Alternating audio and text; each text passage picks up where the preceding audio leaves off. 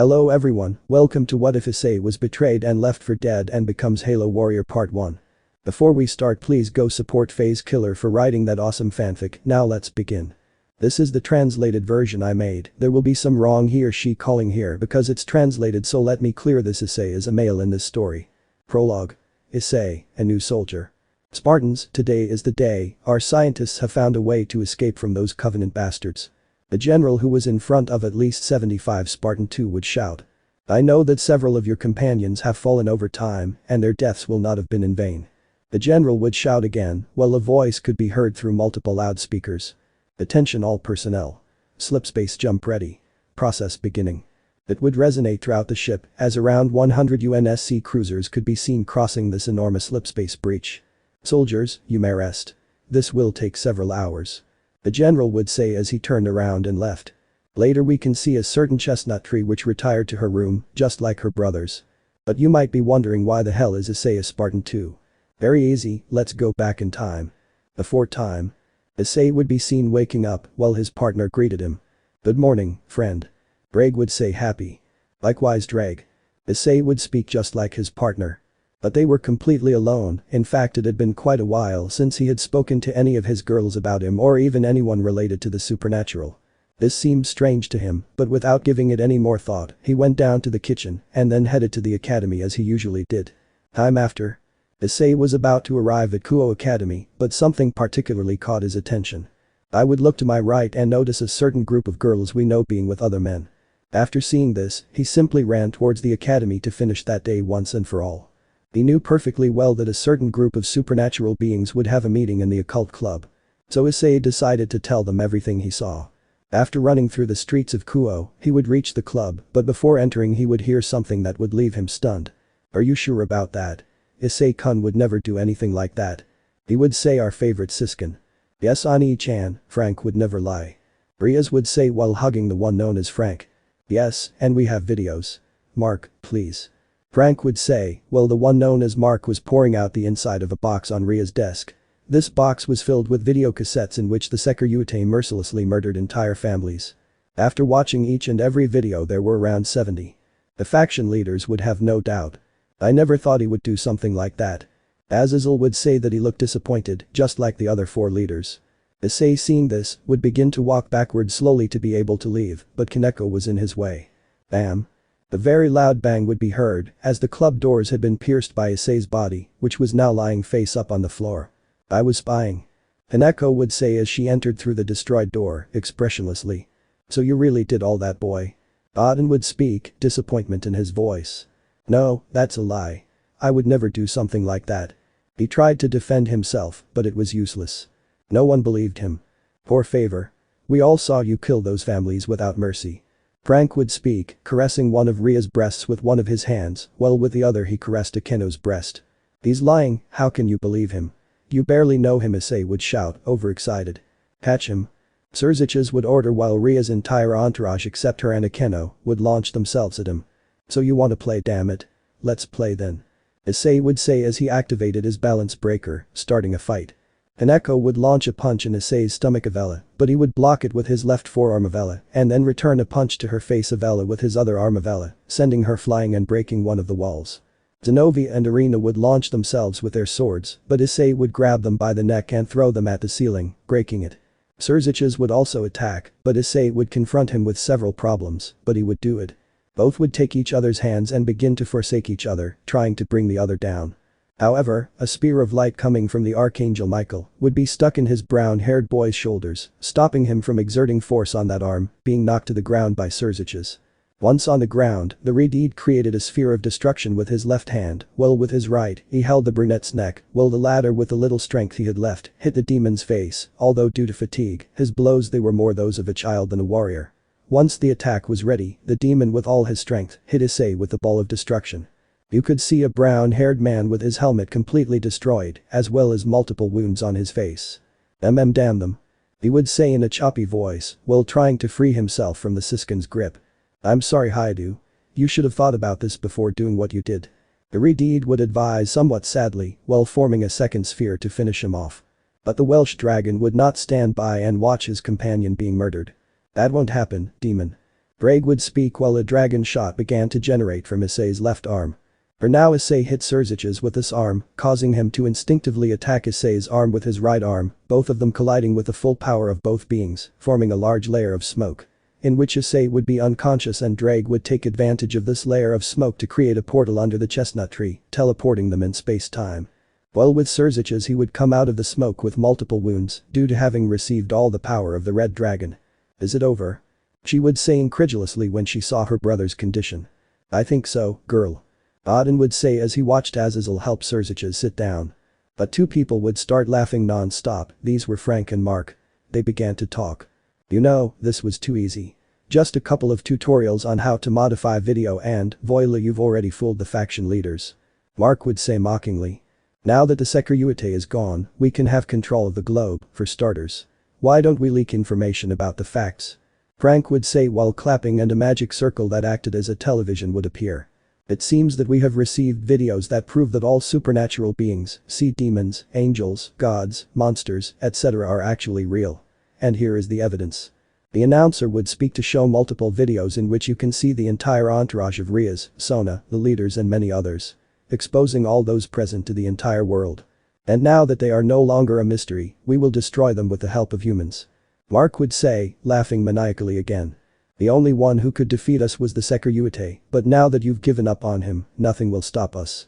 He would say while the eyes of both of them changed shape resembling a reptile. "Once our transformation is finished, nothing will stop us." But it wouldn't end as a spear of light would be embedded in Frank's head, falling to the floor dead. Then, before he even said a word, Mark also fell with his head pierced. "Sorry, but that was too much chatter, I wanted to get straight to the point." The eldest fallen angel would say while letting out a small laugh. But none of them were in the mood to laugh with him either. On top of having killed his friend lover, they had just lost all sorts of occultism. Now every time they went out into the street they were greeted either with insults or simply refused entry. There were even several reports of lower-class devils being killed by large crowds or even by police military. But while all that was happening, you could see Issei in a fetal position while he slowly opened his eyes. "Braig, where am I?" Issei would think as he looked around him, seeing everything extremely sticky, with blood and a lot of transparent liquid, and he couldn't move. "Now you'll know, my friend." The red lizard would say while letting out a small, malicious laugh. "What the hell do you mean?" But he couldn't finish, since a pair of hands had entered and was grabbing him. "What the hell, Draig, help me, they're trapping me." Issei would think in panic as he saw how that being kept pulling him. Issei would shout as he left that place and a voice was heard. "Congratulations Mr. and Mrs. Hyoudou. Your son is beautiful." The man would say while carrying Issei. Wait, so where was I before?" Our protagonist would ask himself without expecting an answer, but he would receive it. "That's right, congratulations, buddy, you've just been born and where you were was your new mother's womb." The dragon would say while starting to laugh. "Wait, what?" Issei would think while he began to cry. "It seems that she is already crying, that is a good sign." The doctor would say, congratulating the couple. "Thank you." They would say in unison while Issei couldn't stop crying. "And have you already thought about what it will be called?" The doctor would say, intrigued by the answer. "Yes, he's going to be called after my grandfather." Issei. Issei's new father would say while carrying him. Wait. Grandpa. Am I a grandpa?" Issei would think, surprised. "Not exactly. Partner." Braig would say to Issei with a laugh. "At times like this, I hate you." I would mentally complain to your tenant while I just laughed. 5 years later. Issei had already turned 5 years old and was celebrating her birthday. "Congratulations on your 528th birthday." The dragon would say mockingly to our chestnut. "Not even at such a special moment can you shut your mouth, right?" I would mentally claim our chestnut tree from its tenant. After this brief chat, he would return to his normal life, now he had to act like a 5-year-old, since otherwise it would be too suspicious. He had also learned that he apparently had children, and his children had children, and the children of the children of the children had more children and so on. It was also decided to pass the name Issei from generation to generation. But Issei's current grandfather did not name his son after him, simply for the sake of being more original. He was also born in the year 2515, a year far ahead of his time. In those years the UNSC army was at its peak. The insurrectionists were no longer a real problem for the UNSC, they were just a group of rioters who protested from time to time. They spent more money on big projects like the Orion project Spartan, which was not a mystery or anything like a secret. So to speak, it was a new military branch, like an elite team like the ODST.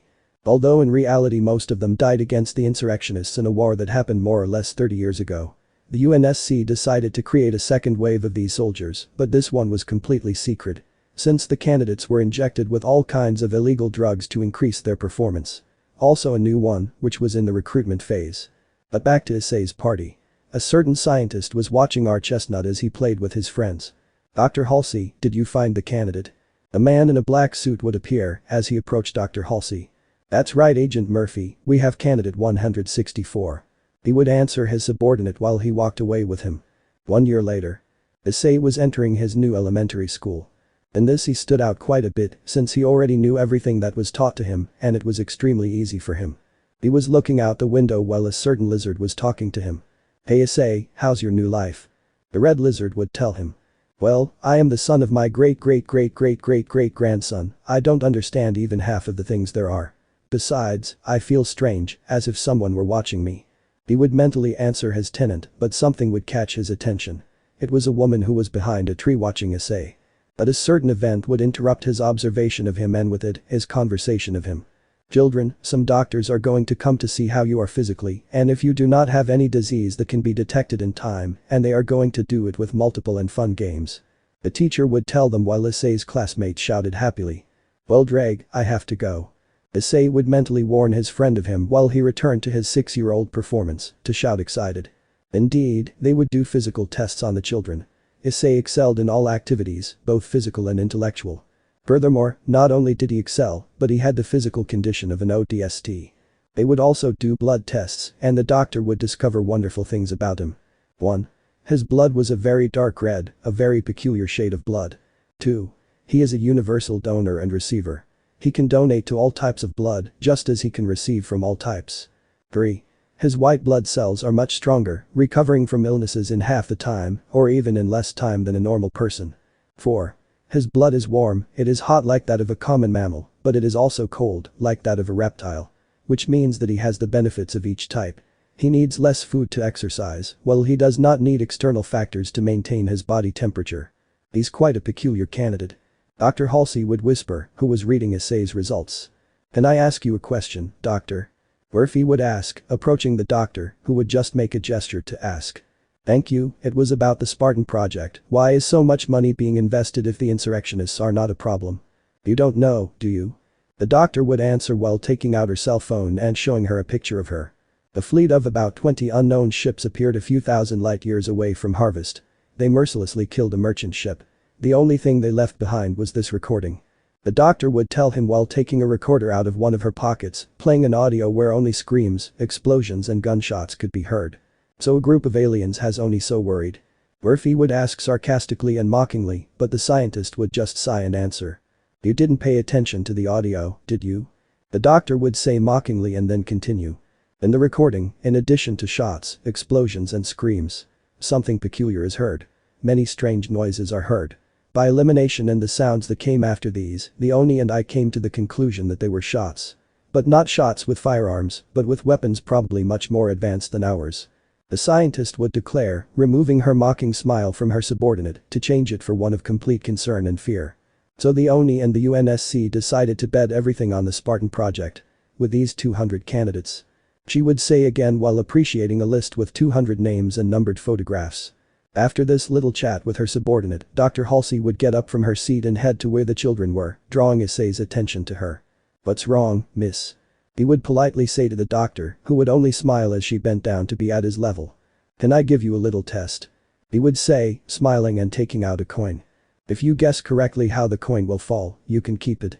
Okay. The brown-haired boy would say as he began the test. Then this Issei would manage to hit all the rolls, leaving Halsey impressed. Okay, take it. I would tell him while flipping the coin and he would catch it. Thank you.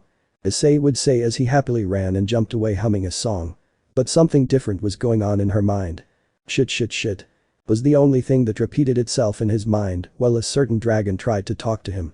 Mate, I know you haven't talked to a woman for years, but it's not that big of a deal. She would say, making fun of her carrier, but he would explain it to her. I had already seen her, do you remember when I told you that I felt being watched? It was her. I saw her behind a tree. I would say that he was very upset even though there was a smile of total happiness on his face.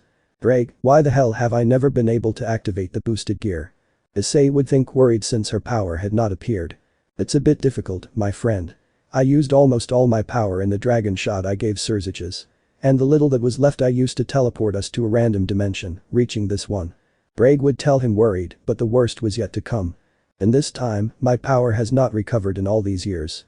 If we put it in percentage, my power in these 6 years has only recovered 0.5%, and to use teleportation 10% is necessary, so in about 120 years we could return to our dimension. 120 years. Issei would say very upset, so much so that he couldn't hide it and it was reflected on his face. Besides, why do you want to come back? So they can try to kill you again? I would answer with something that would make the brown-haired boy think deeply. Time after. The whole day had passed normally, just a little paranoia on Issei's part of him, but normal in the word. Until nightfall. A team of 30 SCDO would arrive in several black vans at Issei's house. Dr. Halsey was not going to be confident, she knew perfectly well that Issei had the power to fight against a team of ODST, but with 2 teams perhaps they could. But she would not take risks, he was probably her best candidate, perhaps even superior to John. So escaping was not an option. 5 ODSTs would enter the house and drug Issei's parents, enough to render them unconscious for 12 whole hours. Outside, other ODSTs would cover all the windows to prevent any escape of the candidate. Another 4 ODSTs would be outside the window of Issei's room, while the rest patrolled the surroundings of the house. Due to Issei's paranoia, he couldn't sleep. Until he heard the door of his house open and several footsteps were also heard. Thanks to his enhanced demon ears he would hear this, so paranoid, with the help of a baseball bat he would break the window, which would allow the ODSTs inside the house to hear warning those outside. Seeing that his windows were boarded up with wooden planks, he would panic and hit the boards harder, eventually breaking them. But he would be received by a tranquilizer dart from one of the ODSTs. Issei would launch himself, hitting one in the face, throwing him to the ground. Another would launch himself and grab him by the arms, but Issei would kick him in the testicles so that the ODST would quickly release the brunette. Another soldier would also attack, but Issei would quickly take the knife from the one he had recently hit and embed it in his leg. But as Issei fought against them, the rest of the ODST would arrive, opening fire with automatic dart weapons. Issei, completely riddled by at least 3 dart cartridges. The boy fell completely drugged by the darts. 2 doctors quickly arrived, one attending to the one wounded by the knife, while the other would attend to Issei to remove the overdose of toxins and prevent cardiac respiratory arrest. Others would go to a van, taking out the flash clone, leaving it on Issei's bed, then changing the window that Issei broke so as not to attract attention, and finally they put Issei in a van and took him away. Chapter 1. New Friends. Where am I? Issei would say while asleep, while he turned to look everywhere, only seeing how he had 3 handcuffs on each limb and that he was in a completely white room with only the bed and a chair not far from the bed. It seems you're awake. Dr. Halsey would say entering the room. You. Issei would speak with a tone of contempt hate. Wow, when did your voice change? Halsey would playfully say since her voice had changed to normal. That of a teenager and not that of a child. Issei seeing this, would quickly correct his mistake, changing his voice to that of a child. What am I doing here? He would say in his childish voice, although Halsey would not fall for his game. You can't fool me, brat. I know perfectly well that you are not who you seem. The latter with a serious face would scare our brown-haired boy. What do you know? I would say it more scared, afraid that he knew I was a dragon demon. I know you're an infiltrator, I know you're not a 6-year-old boy, you come from those aliens, right? The doctor would say, more and more nervous and paranoid. Aliens? No, you're wrong, I'm actually a 6-year-old boy. I'm a human. I would say, trying to convince her, but Halsey wouldn't fall for it that easily. You lie. I would scream and hit one of the walls. I'm telling the truth. I can explain it. I'll try to convince the doctor. Do you know what happens to infiltrators? The doctor would say while taking out a syringe from a case, which scared Issei more and more. Euthanasia, you know. It's bad that you die at such a young age. After saying that, Issei would simply panic, trying to escape. Until he knew the answer. Okay, I'll tell you the truth. Issei would shout, trying to stop that scientist from getting any closer. Okay, I hear you. I would say to keep the syringe in the same case. Do you believe in dragons and demons? Issei would ask, to which the doctor would only answer with a laugh. Please, those are just fairy tales. But he couldn't finish, since Issei managed to get his dragon wings out of him. I'm a dragon, so to speak. I come from a dimension where magic exists and is used for all kinds of acts, including murder. I would say this last thing sad and spiteful. Then I would tell all of his adventures and when he was betrayed. And all this at 6 years old. The doctor would say, impressed. Well, not really. In my last fight my partner teleported me to another dimension and another place. More specifically to this dimension and the place. I would say trying to find the words to describe what happened to him 6 years ago, but a certain being would speak for him. The womb, my partner appeared in a womb. Drake would say from Issei's left arm, while on his wrist a small green luminous circle appeared, which was almost imperceptible. So he is Drake, the dragon of Wales. The doctor would continue talking, intrigued by the fact. Yes, that's right. He is my partner and only friend. Issei would say that last bit is a bit sad. That can change. The brunette would say as she approached Issei and showed him the same image as Murphy. December 25, 19. A fleet of unknown ships massacred a ship that was made up of 100% civilians with minimal weapons. She would tell him while showing him the image. I'm not going to lie to you, yes I kidnapped you, yes I separated you from your family. But it's all for a good cause. It's an enemy that from what little we know, surpasses us in technology. Maybe it's a war we won't win. But we will fight. We will fight until the end. She would say this last while she closed her fist and stared at the brown-haired boy with a look full of determination. I plan to create an elite team together with other children like you, what do you say? Do you accept? Even if I refuse, you will force me. After saying this, the brunette would only smile, implying that she was. Right, okay. I'll do it. She would say defeated, but she wouldn't leave without taking something first. But with one condition. You know you're in no position to demand, right? The brunette would say while looking at Issei in an amused manner. You know right now that I can take care of an ODST team, and not to mention that I assume that they are going to train us ODST, so if you comply, I swear that I will not try to escape and I could prevent my companions from mutinying. I would offer the doctor, who would only laugh. I don't need the help of a 6-year-old to control other 6-year-olds. But I'm going to be good, tell me what you want. I would say victorious, but at the same time kind. I would like you to inform me about that threat you speak of, those aliens. Issei would say intrigued, since he was interested in that subject. Okay, just don't tell your classmates anything. They wouldn't like the news. After this brief talk, Issei would only nod accepting the condition. While the doctor left the room, not before removing the handcuffs from the little boy. Weeks later. Issei was seen being escorted by multiple soldiers towards a condor. While I watched as more or less 50 other children also climbed up. Once inside, there were only 3 ODSTs and 50 gifted children. Once everyone was inside, the condor's doors closed, beginning to rise and enter slipspace towards reach. Along the way, the tension was felt, a tension that could even be cut. But a certain pair of girls made the atmosphere not so heavy. These were in front of Issei. One was a girl with short dark pink hair, along with a small red bow that adorned her hair, in addition to beautiful blue eyes, and who probably didn't even reach a height yet. Who was laughing with another girl. This one was different, this one unlike her friend was a little taller, beautiful coral brown hair, as well as emerald green eyes. The pink-haired girl was telling very bad jokes, normal for children of that age. But she would tell a certain joke, so bad and senseless, that it would end up being good, making Issei smile unconsciously, making the pink-haired girl notice it. Hey, I see you liked my joke, do you want to come with us? The girl would say, getting up from her seat, ignoring her friend's warnings, to approach the brunette and extend her hand to him. Sure. I would answer him, and also get up and go to the place. By the way, what's your name? The girl would say as she sat down in her seat and fastened her seatbelt. Issei, and you?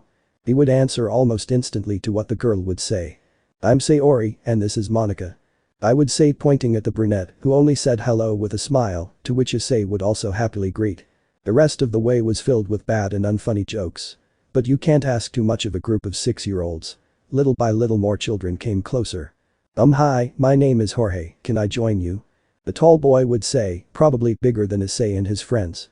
But this wouldn't be a problem for them, so the 3 of them would answer, nodding to let him stay. Hi, my name is Kurt, can I join you?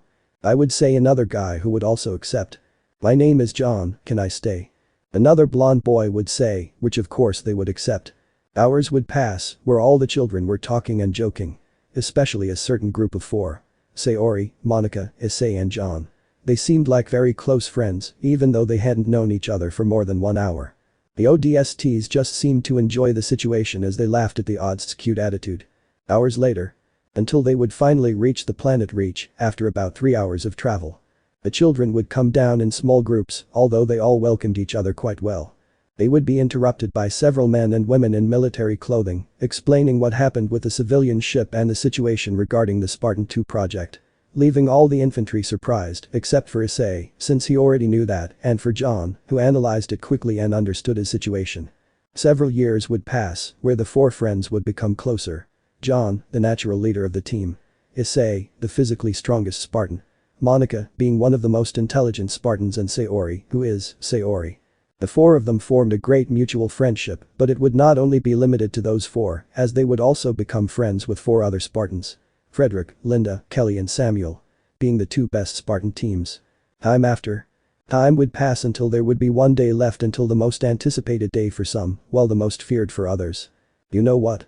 Finally tomorrow they will give us our improvements, I'm very excited. Sayori shouted happily, while eating quickly, getting to the point of choking. Sayori, eat more slowly, will you?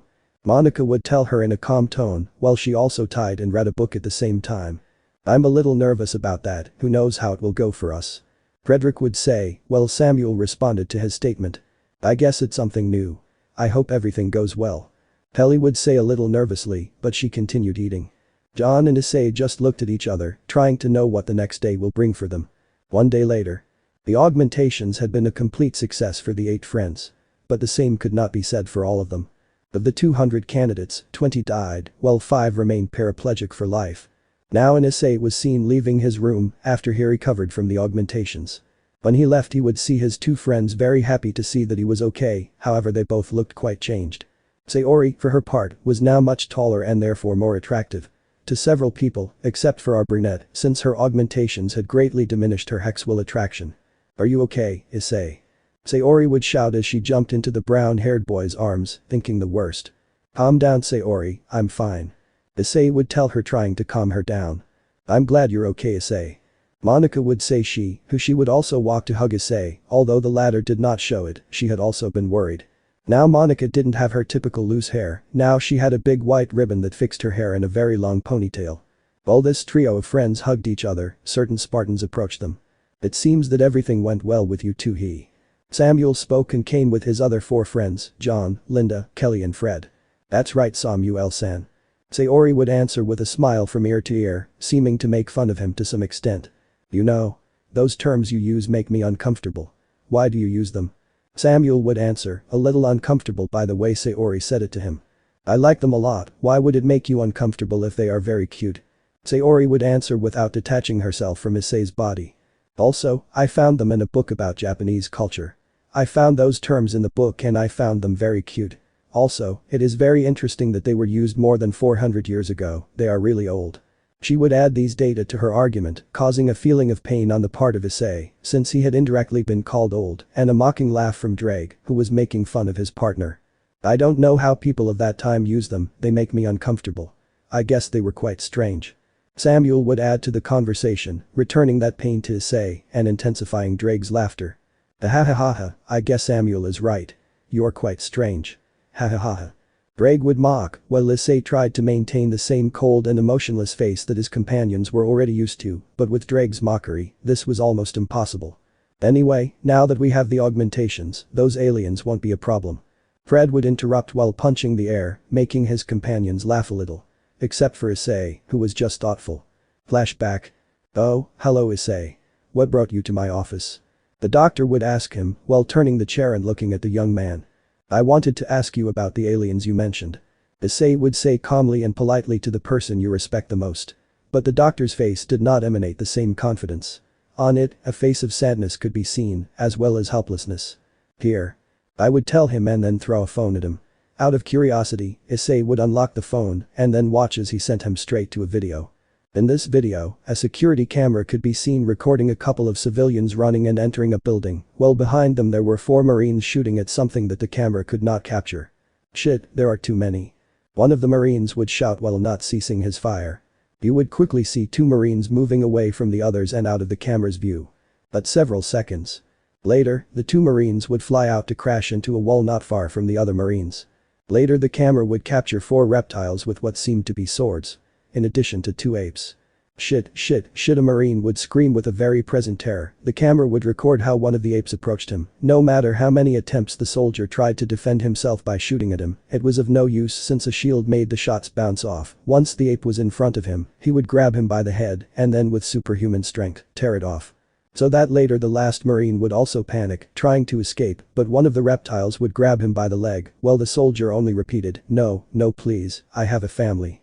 Please, but as it was logical he would not pay attention to him and would only grab him by the neck to stab his sword into his chest, thus silencing his screams little by little. Issei was completely disgusted, he had just seen 4 people being brutally murdered, without any mercy. It's Harvest. He fell 2 hours ago. The doctor would confess, leaving Issei stunned. But Harvest had great power, he could have lasted at least 6 years. Issei would exclaim very upset, but the doctor would only shake his head. They arrived at Harvest less than 5 months ago. A fleet of over 4,000 ships. They have left nothing behind. This fact chilled Issei's blood from her, enough for her face to change from a cold, emotionless look to one of complete and utter terror. A terror that doesn't even compare to your worst nightmare multiplied x 100. I just ask that you don't tell the boys. It could affect their morale, which is currently through the roof. She would say this with a serious face, to which Issei would only nod. End of flashback. Changing the subject, Dr. Halsey saw me before finding them, she told me that it was time. Dawn would take Issei out of his memories of him, while maintaining an aura of mystery in his words of her, although Issei knew perfectly well what he was referring to. So follow me, the others are already there. Then he turned around and his companions followed him. Time after. This is it. John said, and then he saw the door open and reveal the other 168 Spartans, each of whom was standing in front of a suit of armor. The Mjolnir Mark IV. Dr. Halsey, seeing her 2 best soldiers enter, left everything aside and went straight to them. I see you've already recovered from the augmentations. I'm glad everything turned out well for the 8 of you. The woman would say as she approached. What's going on, doctor? Monica would ask while looking around. It is time for their Mjolnir armor to be delivered to them. After this declaration, the 8 present were quite astonished, so the Spartans began to follow their superior, while they did not stop looking at the armor. Will ours be like this? Sayori would exclaim in astonishment as she kept looking at the armor that was identical. Of course, but yours are here. The doctor would speak only to stop dead in front of 8 suits of armor. Each friend stood in front of their respective armor to examine it closely. The boys were surprised by the way they looked. But they were all brought out of their thoughts by the voice of the loudspeakers. Please follow the scientist's instructions. To see how several dozen scientists entered the room, walking towards the different super soldiers. Our protagonists would be assisted by 4 scientists each who helped them equip their new Mjolnir armor. That looks pretty good, buddy. The Welsh dragon would speak to him while observing the suit's interface with Issei. I know, my friend, I feel much stronger. I would agree with him as I looked at his hands and I closed them suddenly. I swear that I will protect the human race. And my brothers. Hap 2. An opportunity.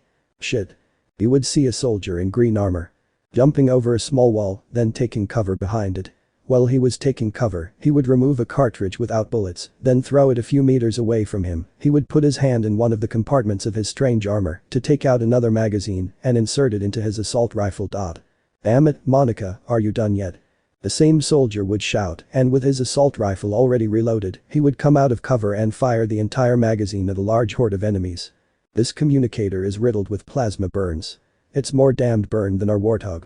The female voice would shout from somewhere further away from where the soldier was.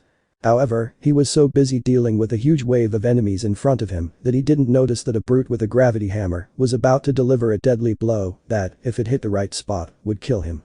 But out of nowhere, a soldier wearing similar armor would emerge and, using a combat knife, rip the orangutan's neck open.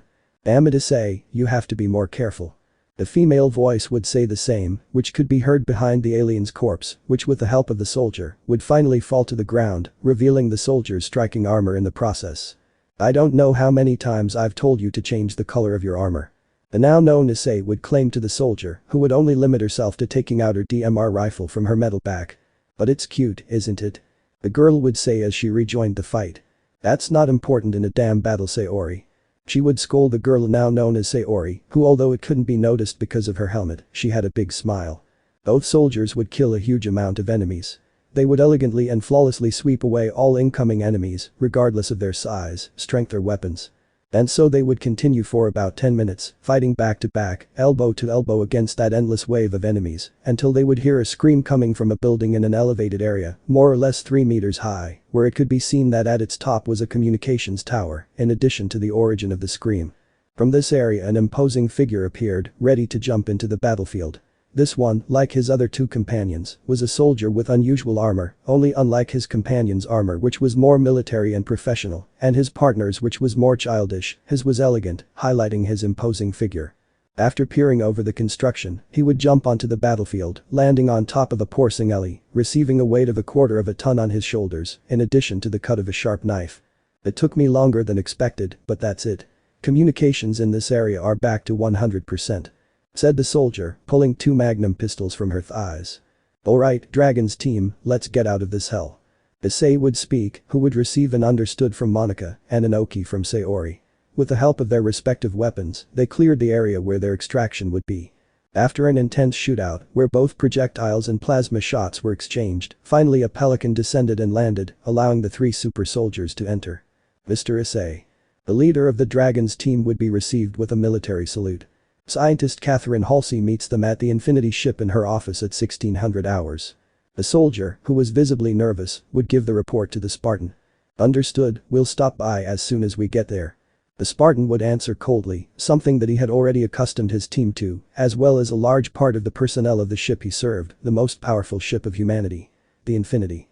It was something important for the doctor to be the one to talk to her, since it was always the other way around. It was always Issei who wanted to talk to her, but that it was the other way around meant that it was something serious. And above all, why also to her team? That was something that didn't fit. He knew that humanity was being slaughtered, a war that was planned to last less than 10 years, had stretched to over 34 years. The year was already 2559, and the Human Covenant War did not seem to end.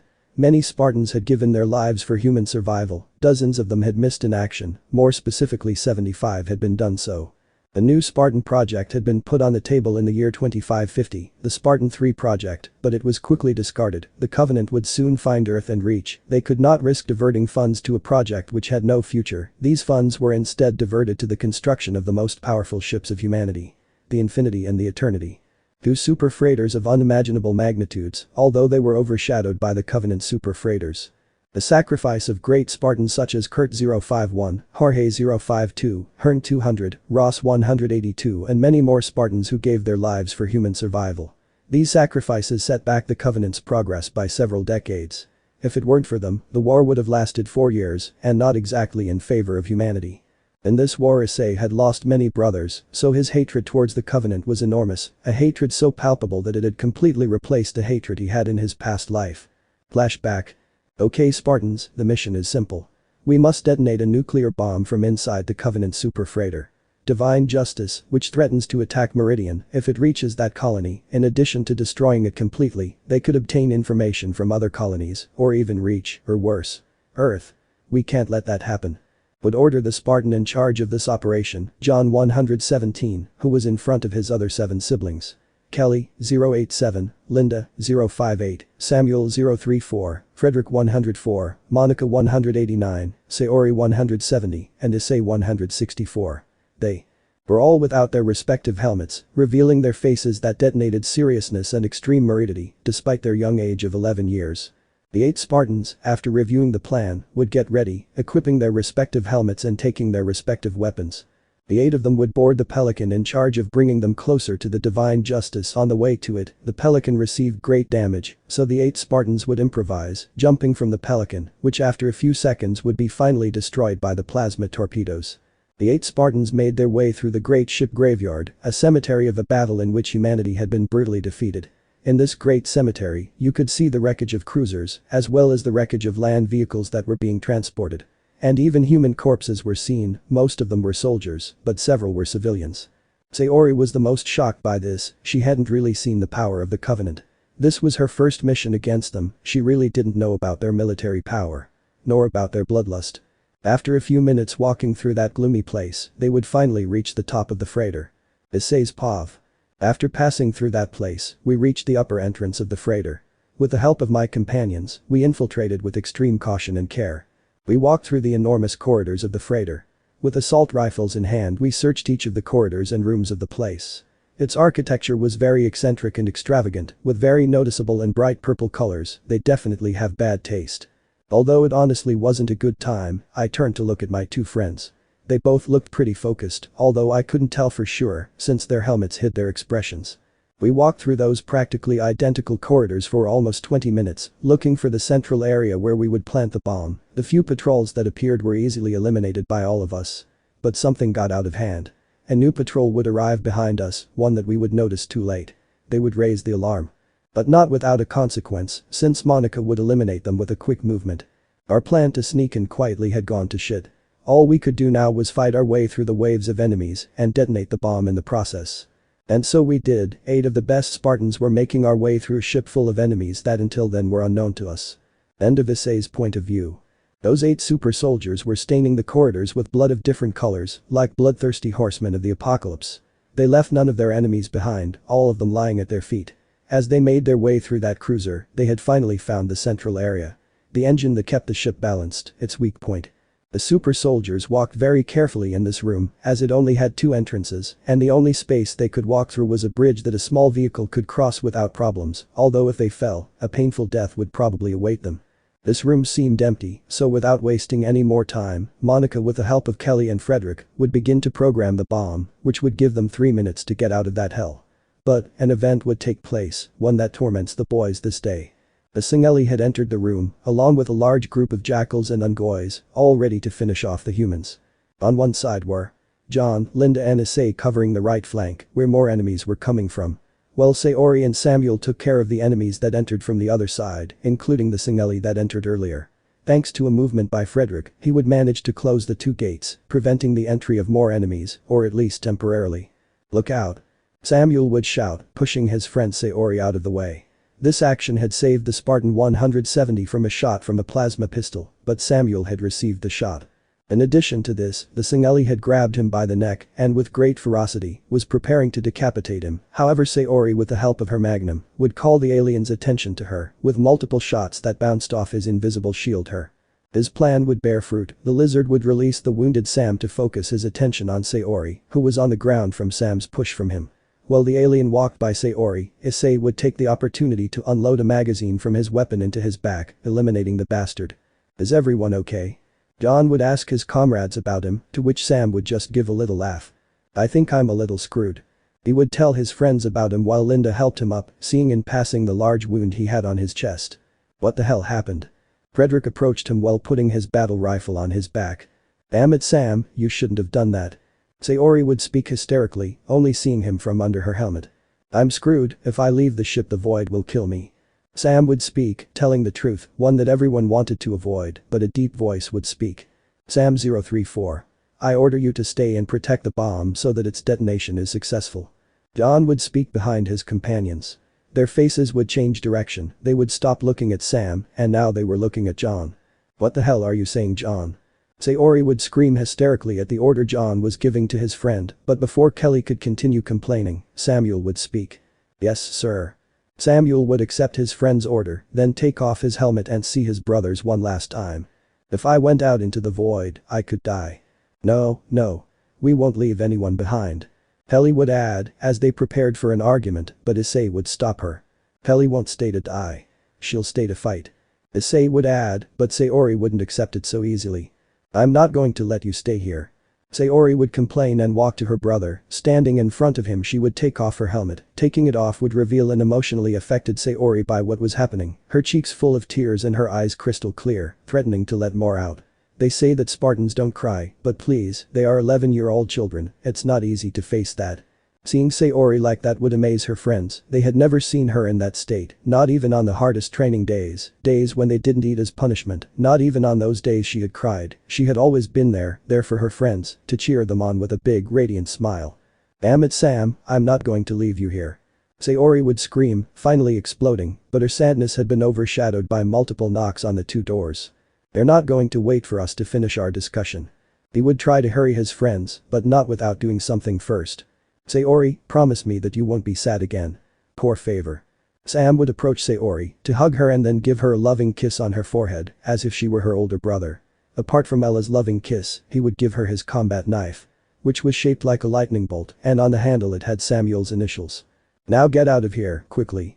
Sam would say this last thing, so that Sayori would pick up her helmet from the floor and Monica would activate the bomb, starting her countdown to finally be able to say goodbye to one of her best friends. The 8 boys would give each other a mutual military salute as a farewell until finally the doors would give way and the figure of a large Spartan would be covered by dozens of plasma shots. While on the other side of the ship, the remaining 7 Spartans tried to escape from that shit.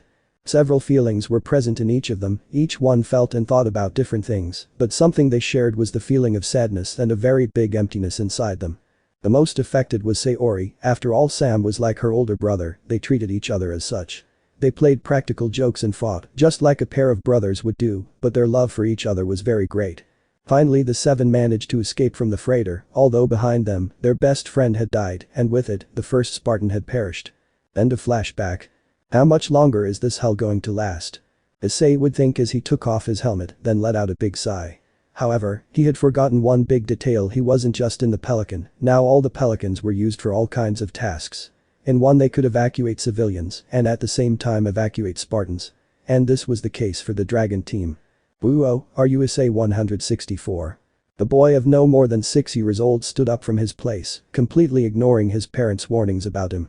Issei would be scared by the boy's sudden scream. When he turned to look at him, he could see the excitement in his eyes, as if he were seeing his hero. "Of course, what's your name?" he would politely tell the boy. He couldn't blame him, they sold products of all the Spartans, their identities were no secret and all the children admired them. Every child's dream was to meet a Spartan, and for this one, it had come true. "And my name is Richard." I would say, a little shy, although he still had a lot of emotion in his eyes. "I think it's a nice name, Richard." Issei would answer with a big smile, which showed confidence and warmth. "I thought it was forbidden to show your identity in front of civilians." I would tell Monica in a joking tone and to some extent scolding him. But Issei ignored her. What's more, even Sayori would take off her helmet and look at the civilians, since none of them really knew the faces of the Spartans. I suppose breaking some rules from time to time doesn't hurt, right? After making this statement, like his companions, he would take off his helmet to get some fresh air. Shock quickly set in at the Pelican. Civilians and even some rookie Marines were amazed to see the face of one of humanity's heroes, especially the heroes of several Reach cities. The Dragons team. The rest of the way to infinity was filled with praise for the Spartans. The latter only received it since they had saved a few of the civilians directly or indirectly. Until finally the Pelican arrived at one of infinity's hangars. The civilians were helped down, while the Spartans got off last. "This is Spartans." A Marine would approach the team, salute them, and then tell them to follow him. The 4 soldiers walked through the corridors, where they could hear crying, screams and orders coming from the loudspeakers to the ship's medical staff. But a voice that Issei had not heard in a long time would be present. "Hey, calm partner." The weak voice was present in Issei's subconscious. "Dreg. We haven't talked in a long time." Issei would mentally tell his friend about him, to which Dreg would only give a small, weak laugh. "I've been trying to survive. In this universe magic doesn't exist, I'm the only one. That has done me a lot of harm, I have no way to recover energy, and having arrived in this world with my reserves on the floor, I couldn't last even 4 easily decades." His weak voice was clear of his frustration and helplessness, of not being able to do anything about it. "Why didn't you tell me anything?" Issei, upset, would answer his friend, who would only sigh. "You know what? You already have enough problems with the Covenant, I didn't want to push you any further. Besides, nothing can or could be done or avoided. My fate was already sealed since we arrived. I probably won't last even 6 hours." Our protagonist didn't want to believe these words, but it was the truth. One more of his friends was going to die in that world. "This is Spartans." A soldier will announce the arrival at Halsey's office. "Understood, soldier. You may withdraw." Issei would coldly order, to which the soldier would obey and withdraw from there. Issei's mind was tormented by the fact that his partner was about to die, but he couldn't show that to the doctor. "Hey guys, long time no see." The doctor would greet while not taking her eyes off what she was doing, something that couldn't be seen from the Spartan's position. "Why did you call us, doctor?" Monica would ask the direct question, while in the process she took off her helmet. "I suppose it's no secret to anyone that we're losing this war extremely quickly, is it?" The doctor would declare while not stopping working. And the Spartans would just nod at the doctor's question.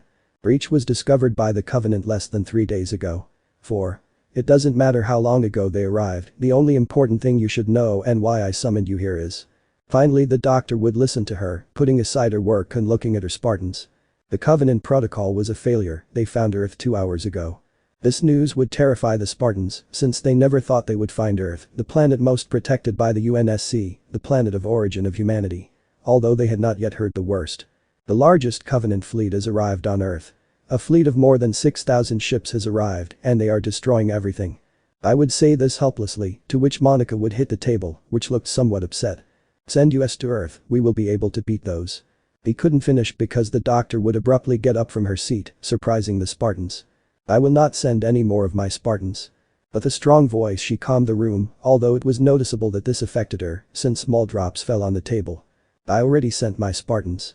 Her voice cut off, she could not finish the sentence because of the pain she felt, until she let it out. 29 Spartans were sent for the defense of the Earth, among them the blue team. The doctor lost her voice again, her voice between broken and sad, she did not let her finally finish the report, but finally she would gather the courage and say it. Dead, 26 Spartans have died, among them Linda 058. Finally the doctor could not take it anymore and fell victim to tears. And she wasn't the only one who wanted it. The 3 Spartans wanted to do the same, and although they tried not to fail, it was almost impossible. Why, however, they managed to rescue her. She was pierced by an energy sword, they managed to put her into cryogenic sleep. Maybe we can save her. She would comment calmly, although still affected. Although I can't say the same about the other 25, they have died in combat. Wiping her eyes from her with her forearm from her. Did you just call us to tell us how our friends died? More upset, Sayori would complain to the doctor, to whom she only shook her head. I also called them to tell them that the Earth is about to fall. The Spartans couldn't believe it, the home planet of humanity had fallen in 2 hours. That's not possible, not on Earth. Monica told the doctor, looking visibly shaken, and she wasn't the only one. This news didn't sit well with anyone. And as you know, Reach will soon fall. Not more than 2 years ago, the Dragons team had been entrusted with the defense of Reach, more specifically with the reconnection of communications on the planet, since without them, the evacuation of the planet would be practically impossible. But Earth was our last colony. If we lose it, where the hell will we go? Issei began to raise his voice from her. To which the doctor would only look at him in her eyes. I knew perfectly well that sooner or later this would happen. Since the war began, since Harvest fell, I started working on this. I would finally show them the sheet. On it there was a design of what looked like a slipspace engine, although many times larger, at least 6 times. I knew that at some point this would happen, I knew that the Covenant would have us on the ropes, sooner or later they would discover the Earth and destroy it. So in secret, with the help of a team of 200 scientists, we finally achieved it.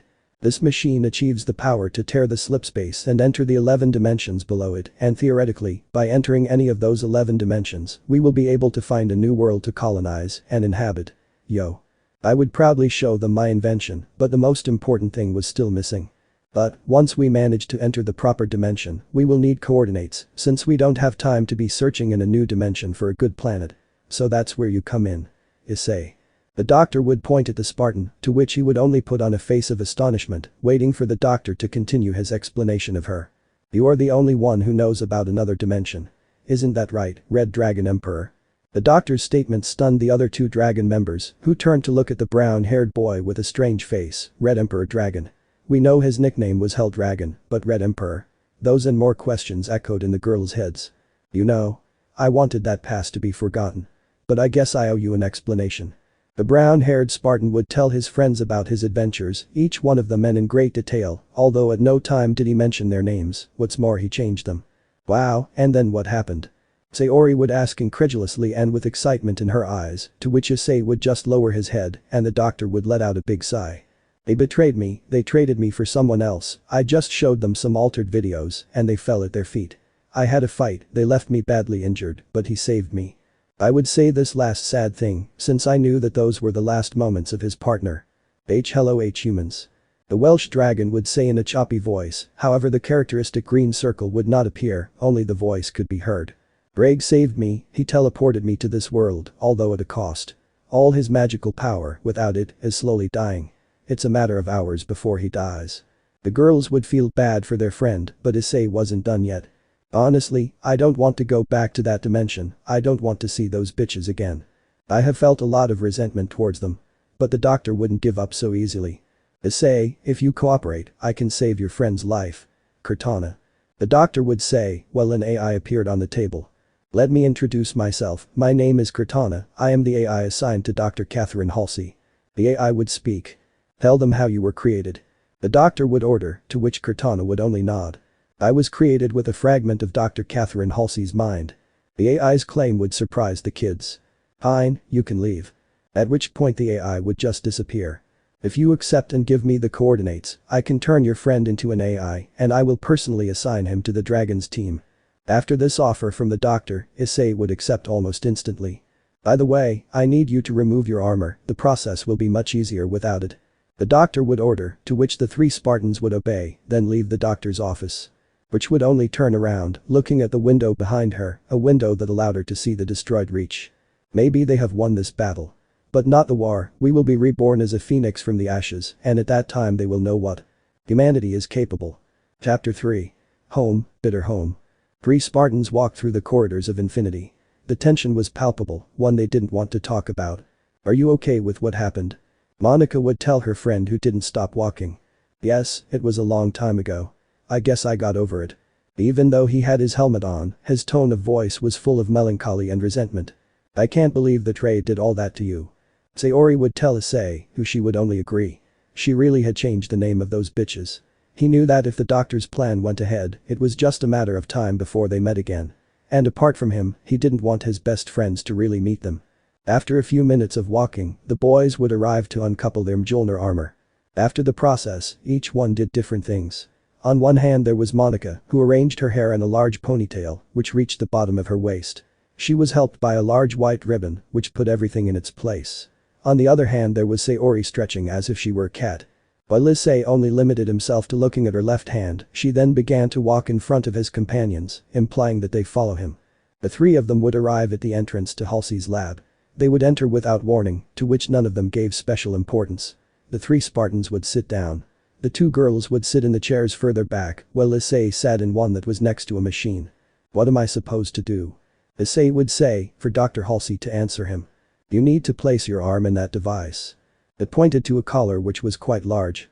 The Spartan complied, positioning the device on his left arm, squeezing it enough to feel his blood stop circulating. The doctor began to write a few codes on a computer not too far away, while several lights on the necklace began to shine. 20 minutes later. Okay, you can take it off now. The woman would tell him, while he obeyed. Perfect, that's it.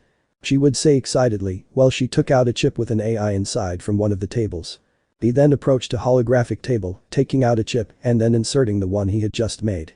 Nothing would happen, so they waited for several seconds. During this time, the other 2 members of the Dragons team approached the table, waiting for what could happen. Finally, after several minutes, a red dragon would make an appearance on the holographic table. Hello, my name is Drag, I'm an wait what? Drag would say, who seemed to come out of a small trance. He looked at his legs, stunned by his new appearance. What happened? To which Issei quickly replied with a long story, friend. After this little meeting, the doctor interrupted them. Well, you'll have time to talk later. Now, keep your end of the deal. Without beating around the bush, the woman would get straight to the point. Fine, Drag, give him the coordinates of our old home. He would order his new AI from him.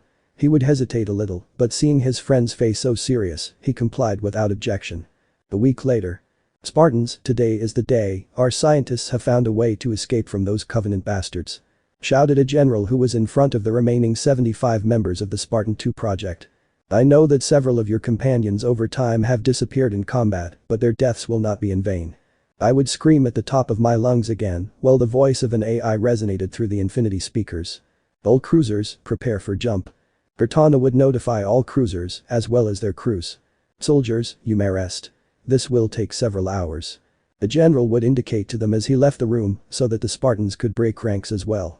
The Spartans would begin to walk to different areas, as they had to digest all the information they had received a few days ago. This past week, Dr. Halsey and her team of scientists presented the Halsey Engine project to the top leaders of the UNSC and ONI. Seeing a ray of light at the end of the tunnel and having no other option, they agreed after 20 minutes of analysis. And the civilians rescued from Earth and Reach joined the ranks of humanity without hesitation. Race no longer mattered, nor did religion. The only thing that held them together was their brotherhood, their desire to live, and their hearts thirsting for blood. Blood they will obtain. After the news of the Halsey engine was released, morale skyrocketed, a small thread of hope had emerged, one that they were going to pull on, one that they were going to hold on to. The Spartans on the other hand had a vacation after 34 years of continuous service. In addition, Dr. Halsey personally developed an enhancement, a new augmentation, with a 0% chance of death or deformities. This enhancement will allow them to rejuvenate their bodies, therefore in the same way their abilities will return to those of people of 24 years, so even if they were already over 40 years old, their body would be 24 years old. Days before. Okay, everything is ready. The AI dragon would say, while observing some data on several pop-up screens. Perfect, start applying the enhancement. The doctor would tell the dragon, who would obey, pressing several buttons simultaneously, so that several syringes would approach the 75 children who were all over the room in front of the doctor. And why did you make this improvement, Draw? Braig would ask intrigued, continuing to do his job. I don't want to take any risks. This was a measure so that humanity could continue to count on the Spartans for more decades, so that they could continue to be our protectors. The doctor would say, who never stopped seeing her to Ella children. Current time. Everything okay, buddy? Braig would say, who was in a respective chip. You know, I look the same as I did in that world. Issei would say, looking at himself in the mirror while rubbing his chin, some melancholy could be noticed in her voice, because knowing that he might see those demons again made him sick. Don't worry, buddy, everything will be fine. The AI would speak comfortingly, to which Issei would dryly answer. Braig, I need to ask you something. Issei would say to his partner about him, who would happily say, whatever partner. To which Issei would say. Don't tell the girls Ria's real name. I do N''T want them to know until it's ready or it's impossible to hide it. Braig, confused by his friend's request, was about to ask him why, but seeing his serious face, he changed his words. Of course, partner. Issei would only answer with a smile as he walked to the mirror in his room. When he saw himself, he realized that his beard had grown quite a bit in the last few days, so he decided to shave it. Much better. He would say to himself while cleaning his face with a little water. His face now had some facial hair, although it was not as much as it had been a few minutes ago. Although it was noticeable that beneath that beard there were multiple scars, the most notable was one of about 5 centimeters, which was lodged in his right cheek. Issei would turn to the place where his window to the infinite void should be, but now there was only a window, yes, but made of metal due to slip space. With nothing else to do, he would lie down in his bed and stare at the ceiling, then fall deeply asleep. The XD universe. It had been 4 months since. Issei had died, the supernatural no longer being a secret, multiple people filled with fear began to attack every supernatural being they found. This included the Gremory clan and company, of course. Several things changed, the mockery towards them had increased dramatically, their existence was no longer a secret to anyone. Although no one knew yet about the fact that she was Lucifer's sister, because if they knew about her, the fear of her would increase. It was a normal day for the Gremory clan, they had entered the Kuo Academy as usual. Upon entering, several frightened people would move away from them, while others insulted them. They just limited themselves to receiving the insults, because if they responded they could have serious consequences. As they walked, Asia noticed a great detail, as all the students were looking at the sky, something that obviously would not go unnoticed. President, look. Shocked, and with a finger pointing to the sky. Asia would say to her but you. The aforementioned, along with all her entourage, would obey, turning to look at the sky. Upon doing so, they were stunned as they saw dozens of very large ships emerge from a gigantic portal. Even though they wouldn't let him out, everyone present was terrified, an alien invasion. It was something that echoed in their heads. While Riaz was completely motionless upon seeing such an event. An infinity. All personnel, report to your respective posts. Said the AI Cortana over the intercom, echoing through each of the hallways. In one of many hallways. Was Captain Lasky, accompanied by the Dragon's team. Sir, what is our mission? Monica would say without showing any emotion. Very easy soldier, we are going to go down and try to sign an alliance with the humans of this planet. We will settle down and begin to colonize other planets. The captain would explain to him while he did not stop walking. After walking for a while, they would reach the hangars, upon arriving Cortana's voice would be heard again. Attention all personnel, multiple slipspace breaches in front of us. Cortana would say, to which Lasky would without further ado order his 3 Spartans again. Okay Spartans, change of plans. Now take care of the evacuation of civilians on land. He would order the team, while he turned around and went to the bridge to direct the counteroffensive. Good luck. He would finish by saying over his shoulder. The 3 Spartans would nod and run to the armory, as they had no plans to go down to land armed. On land. Everyone, go into your classrooms. The teacher would shout while making the students react. Riaz and her entourage would follow the directions, entering the main building. What the hell are those ships? Riaz would think as she ran through the hallways. But you, look. He would shout Kiba to his president, who would stop dead. He would look in the direction his knight was pointing, seeing how around 10 portals made an appearance, with 10 ships emerging from them, only their structure was different, as was the color, which was purple. Are there more of them? Riaz wondered, but her answer was unintentionally answered. As one of the purple ships appeared, it was greeted with a large beam from the larger ship. It caught fire, triggering a battle between the two sides. The screams of the students were present because seeing a battle between two unknown species was something very shocking for them. Chaos did not take long to come, everyone started running and pushing, causing small fights between them. And everything got worse when they saw how from the battlefield, thousands of ships were coming down to the planet. Like an angry swarm of bees, they were coming down to attack. The bombardments across the planet were not long in coming, plasma torpedoes crashed against the archaic human constructions, which could not withstand the heat emanating from such weapons, falling into rubble on the same destroyed floor. Cries of pain could be heard. The cries of children searching for their dead parents could also be heard. It's all your fault. The high-pitched voice would resonate among all the chaos, because not only had that scream been there, but it was accompanied by a strong slap directed at Riaz. The blow was so strong and unexpected that it caused the aforementioned to fall to the floor. Kiba, seeing this, quickly stood in front of the two women. While two other men took the woman out of the place. Once they were a little calmer, Kiba would help Riaz to get up while they listened to the air being cut, looking out the window. Minutes before. Damn them. Sayori would say as she inserted a magazine into her DMR and pulled the bolt. Calm down, according to the reports there are only 10 cruisers, and they are also reconnaissance ships. We can handle this.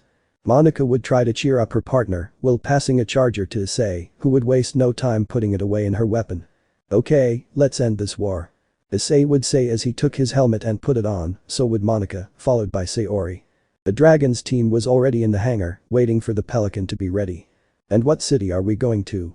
Sayori would say curiously, sitting on a couple of boxes. Well, actually.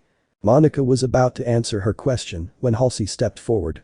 Kuo, they will be in charge of evacuating Kuo. This news surprised the girls, since that was Issei's birthplace. While the brown-haired boy only got irritated. Okay, let's go. Issei would say while walking to the Pelican which was already ready. The 3 Spartans would approach him while the doctor watched them. The Pelican had left infinity and was now in the gigantic void. While the highly experienced pilot dodged the plasma shots, the Spartan team laid out their plan. Well, the plan is as follows. Monica, you will be in charge of the evacuation of the areas surrounding Kuo Academy, since that will be the extraction point. Sayori, you take charge of the evacuation of the academy, since many civilians will be hiding there. Why too? Sayori would tell her friend, who would answer. I'll take care of the rest of the city. Once I evacuate as many civilians as I can, we'll meet up at the extraction point and go on a second mission inside the city.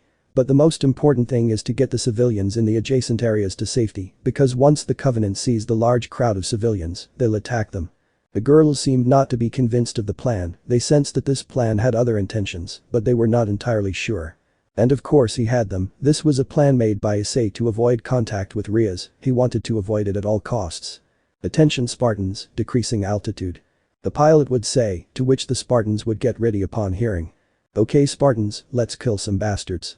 Current time. The Gremory group was watching through the window as an unknown aircraft began to descend, however it didn't seem like it was going to land, in fact quite the opposite. It began to accelerate. From this place, 3 figures emerged in a synchronized manner. The 3 figures did not seem to be bombs or any kind of weapon of that nature. They were people who had jumped into hell itself. The figures would take different paths, one of them began to fall in the direction of Kuo's academy. The boys, not knowing who they were, began to run in the opposite direction. As they did so, gunshots ranged out in the school, gunshots accompanied by screams and pleas, which were silenced by a muffled cry. They were almost ready to leave the main building, but in the middle of the road. But you? Kiba would shout and then push the Redeed out of the way, because a reptilian-looking being appeared. The blonde-haired boy stood between the monster and the Redeed. In an attempt to defend her, he lunged at her. But the being didn't even flinch. Kiba, with his sword, would attack the monster, but the latter only resigned himself to receiving the attack. Heh. Confident, Kiba would give his deadly attack to which the Singeli would receive it. The sword bounced off the blade as it hit the being's body. Kiba was stunned and was about to attack again, but the alien wouldn't allow it. With his bare hand, he grabbed the edge of the sword and knocked it out of the blonde-haired boy's hands. He then kicked him, sending him several meters away. The Singeli would activate his sword, approaching the defenseless blonde, but something prevented him. The shot would hit him in the head, but given the shield, he would withstand the impact. Well, let's start. App 4. A beautiful meeting. This is Sierra 164, touring the city of Kuo. This place is bucked up, said the familiar brown-haired man as he walked carefully through the plasma-bombed city. Understood, Sierra 164. We will send evacuation teams as soon as AI drag indicates. Issei listened through her intercom to answer instantly. Acknowledge control, over and out. The communication was cut and the super soldier continued advancing. As he walked, he appreciated emblematic places where he had been. I always liked the city, it's a shame what happened to it, he thought, but was interrupted by screams of terror and mercy. Obviously Issei answered the call, only to find a scene that would make anyone uncomfortable, but not a Spartan. He saw how one brute, 2 Singeli and 6 Ungoys, took 4 people out of a house. These were 2 young people, the same age as Issei before his death. The other 2 were middle-aged people. They put the 4 of them against a wall, while the brute kept laughing. Stupid humans, did you really think you could escape this disgusting planet? But we haven't done anything to them, why are they attacking us? The woman said, with a worried voice that Issei easily recognized. Mother? He said, completely stunned by what he saw, because when he looked a little more at the faces of the other 3 people, he recognized them. The other middle-aged man was his father, while the other 2 boys were Motohama and Mitsuda, who both had bruises on their faces. Alright, let's finish this, the brute said, as he firmly gripped his gravity hammer. But Issei wouldn't just sit back and watch the last people who still appreciated him in this world leave. So without thinking, I jumped into battle.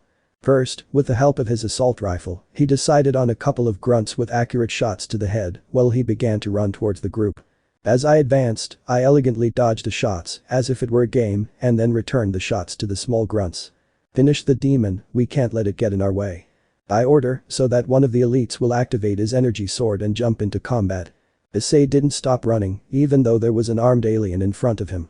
Being practically in front of each other, the elite jumped while preparing his sword to pierce the soldier's armor, but Issei was not far behind.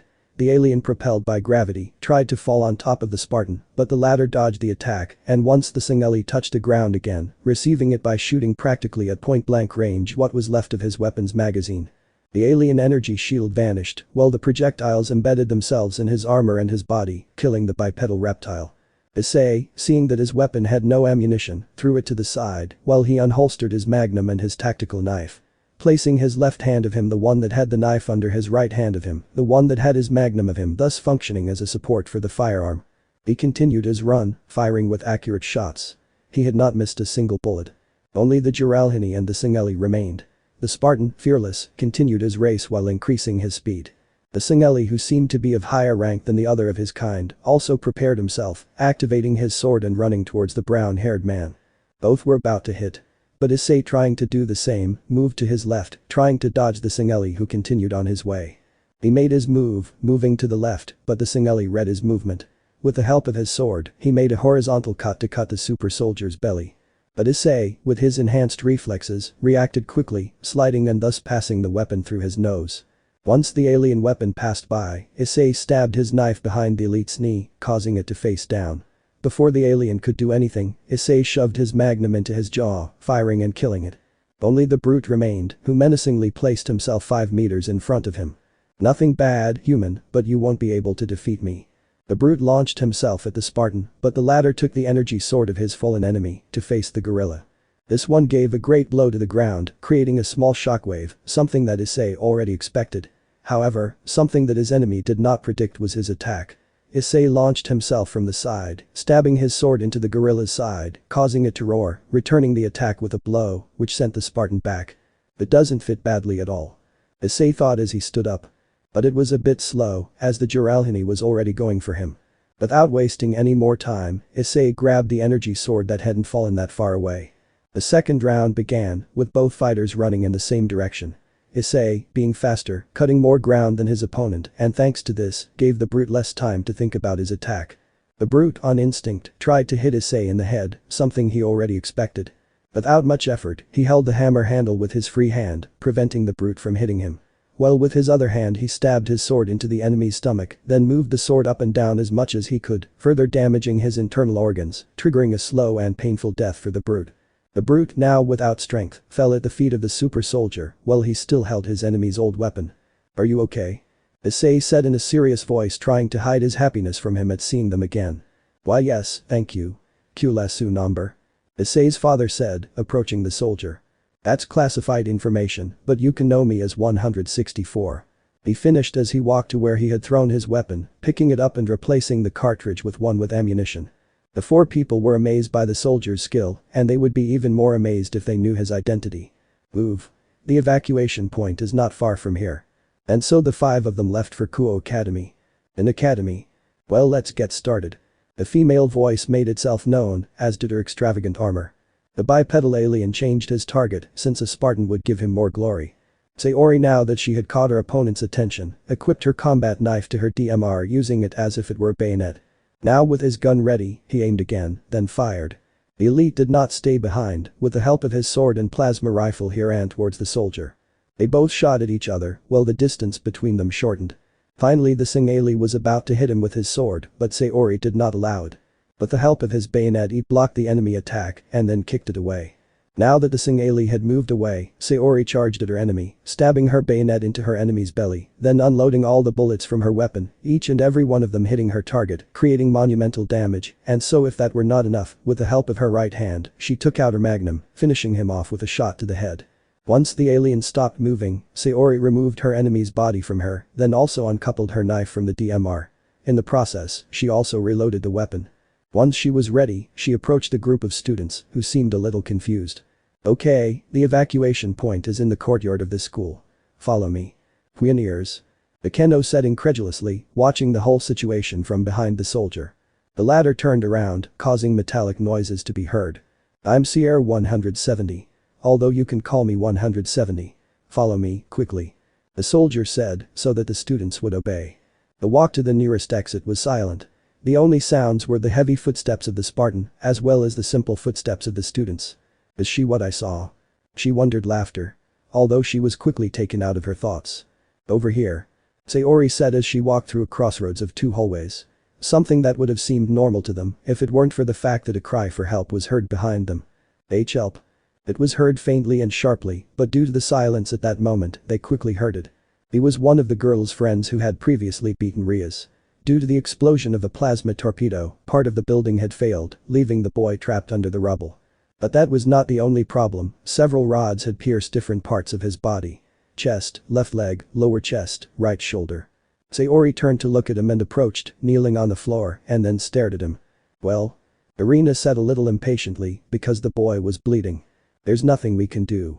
It's obvious that the rods pierced several muscles in his leg. If I take him out, I'll probably tear him even more. Also, one of his lungs was pierced by another rod, and without biofoam I couldn't do anything. Taking him out would only until the inevitable. I'm sorry. He finally said before getting back to his feet and returning to the students. Maybe I can. Asia wanted to say about a regenerative power, but Ria stopped her, since it was a bad idea to say something like that to a person who only knew her by a number. The boy tried to call them again, but it didn't work because they left without him.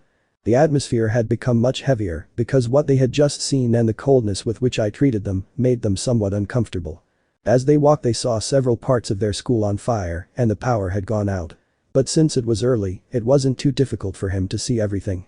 But their problem was not the lack of light in very specific areas of the school, nor the fire that consumed several areas, but the fact that in practically every hallway, they found burned corpses and some dismembered ones. Asia fainted upon seeing the first ones and was now carried by Zenobia, who didn't feel very different. But they noticed that the soldier was not overexcited. In fact, she had not made a single noise since they saw the boy previously impaled. And you know what they want. Ria said, trying to lighten the mood, to which Sayori just ignored her. Hey. She kept insisting, but now she had received an answer. This was a sign of silence. Then she unsheathed her knife and stealthily finished off a grunt that was passing by distractedly. You better not talk too loud, the rest of them might not be far away. Stay here, I'll be back in 2 minutes. He added, then walked back to where the previous one came from. The rest stayed just as she had said. Zenobia for her part of her put down Asia, who was beginning to regain consciousness. This is very confusing. Irina said as she sat on the floor trying to analyze what was happening. I guess we should follow her until we get out of here. Tiba added. But will it be reliable? Akeno said, distrustful of the soldier. To which Riaz just sighed. We have no choice anyway. We don't know the power of those things. Besides, she could have done something to us before and she didn't. But they couldn't continue talking because Sayori had returned. All clear. Sayori said and then spoke to nothing. Greg. What is the closest exit to the extraction point? Sayori said. Something that definitely caught everyone's attention. Is that the Welsh dragon you're referring to? Riaz asked, stunned by what she had just heard.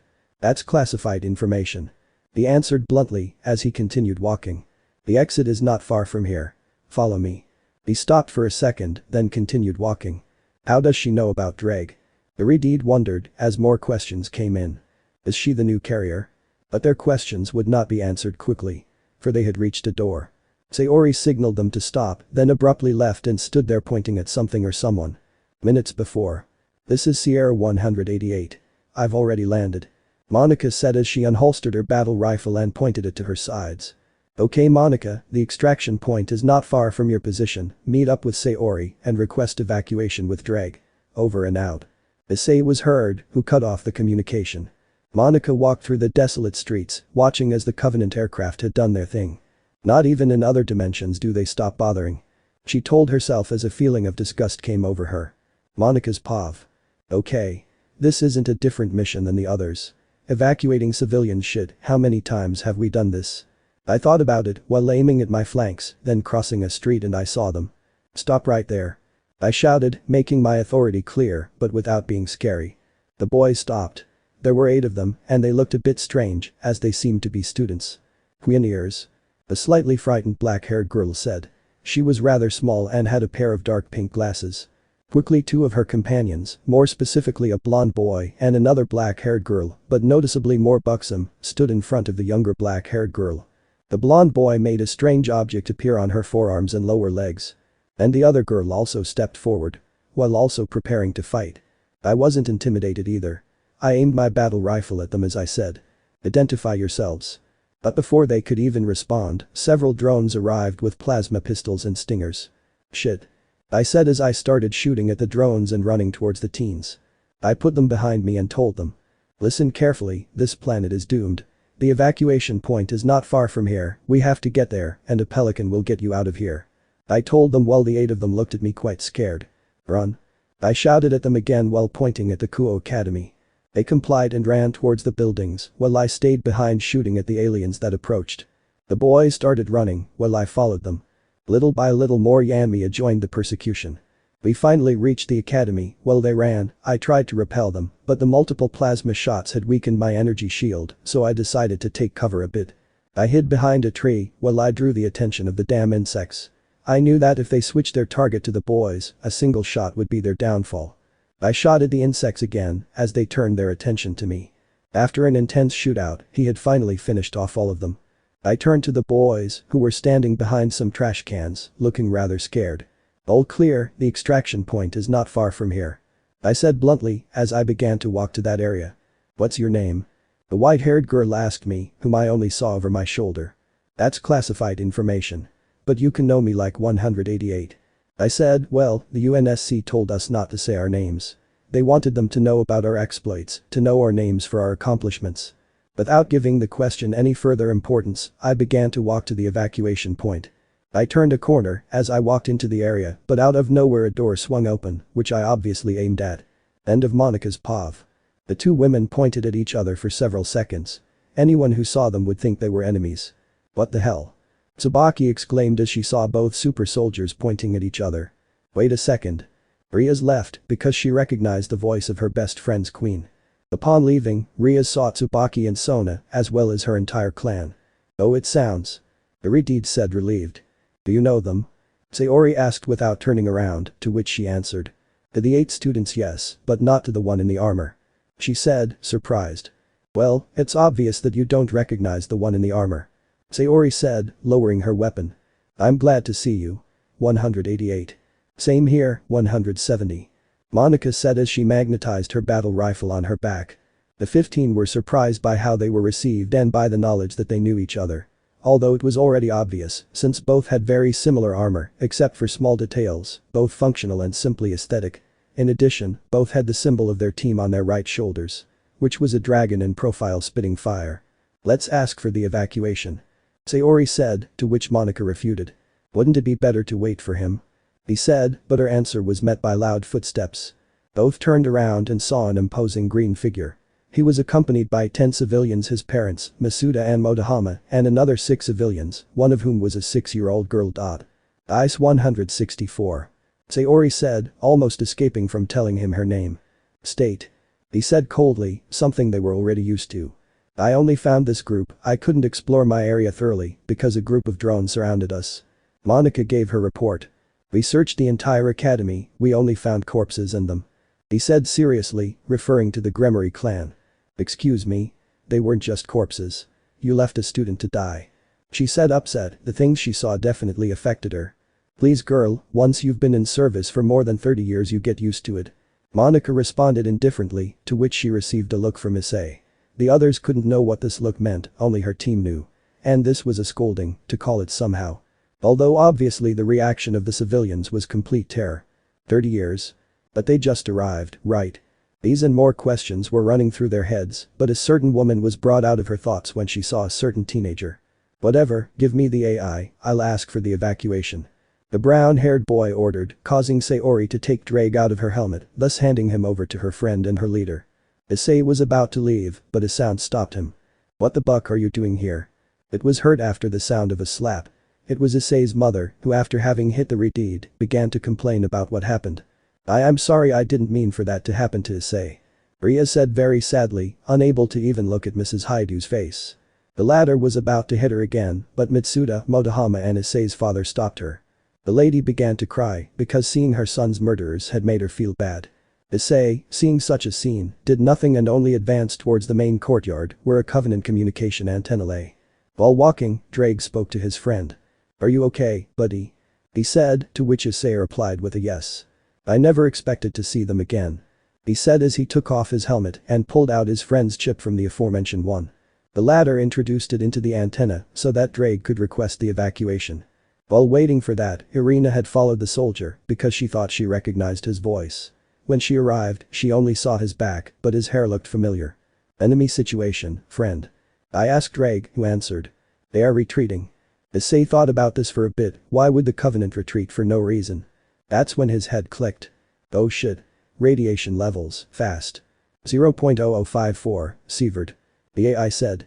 If the reason for the evacuation is not because they are going to glass the area, then why is it? He thought, but it was brought back to reality. Ready, partner?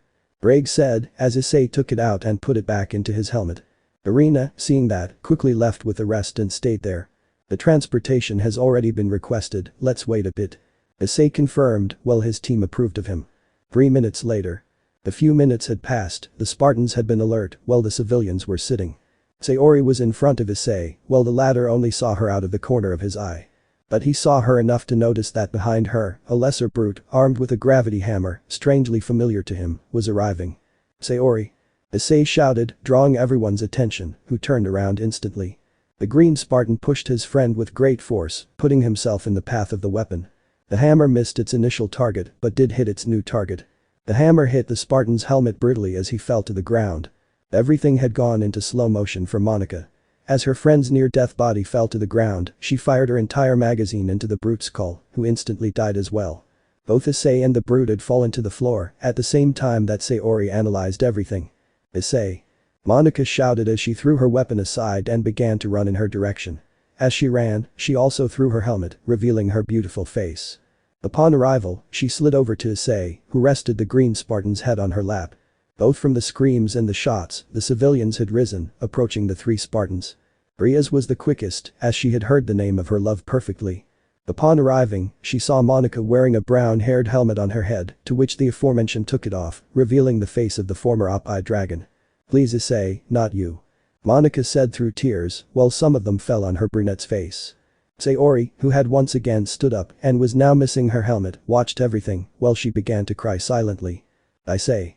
Said the redeed as she approached a brown-haired man's body, while he, in limbo between life and death, smiled. I guess this is the end for me. Chapter 5. Revelations. Issei. Between tears, Monica murmured, holding her brunette's head, while her brown hair came together. A few meters away, the reactions were no different. On one hand Sayori, who was trying to get out of the shock she was in, although, unconsciously, several tears were flowing from her. Issei's parents, hearing the commotion, approaching, seeing something they never thought they would see again, their son. Monica, who continued to hug Issei's head, who slowly lost consciousness never to wake up. She didn't notice Riaz, who was walking slowly behind Monica, entering Issei's field of vision of her. Riaz, she said weakly, while trying to raise her hand, something she failed to do. Monica, hearing Issei's weak voice from her, turned around and looked at Riaz, distracting her for a few seconds. Asia, who was watching everything from behind, did not waste a distraction and quickly ran towards the brown-haired boy, then placed her hands on the aforementioned man's head. The green light came out of his hands, implying that he was using his sacred gear. Twilight healing. Monica, a little upset, tried to stop her, but seeing how Issei's wound was healing, she let her. After a few seconds, the glow disappeared, leaving only the sleeping brown-haired boy. Several seconds passed, and he did not react. Monica, disappointed, gave him a loving and sweet kiss on the Spartan's forehead, thus marking their farewell. Issei, upon receiving the kiss and the cold tears of his friend from her, suddenly opened his eyes and then began to cough loudly and abruptly. Monica, surprised, helped turn the brown-haired boy around, who once had his right shoulder on the ground, began to vomit. "What the hell happened?" he said while wiping the vomit from under his mouth with his right hand. Issei. Sayori and Monica happily jumped into the man's chest while he returned the hug confused. "The brute attacked you because of me, that almost killed you." Sayori, half asleep and still with her glassy eyes, said to the brunette. "He just hugged her." After this touching moment, Issei stood up as if nothing had happened. "Issei, be more careful." Monica told her as if she were her older sister. "Why should I be so careful? If it had really been a hard blow, I wouldn't be here, right?"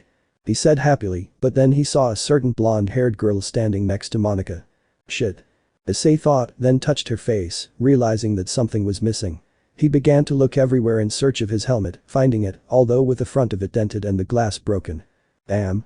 He cursed after bending down and taking his helmet, which was now useless, although, before getting rid of it, he took out Drake's chip, which was intact.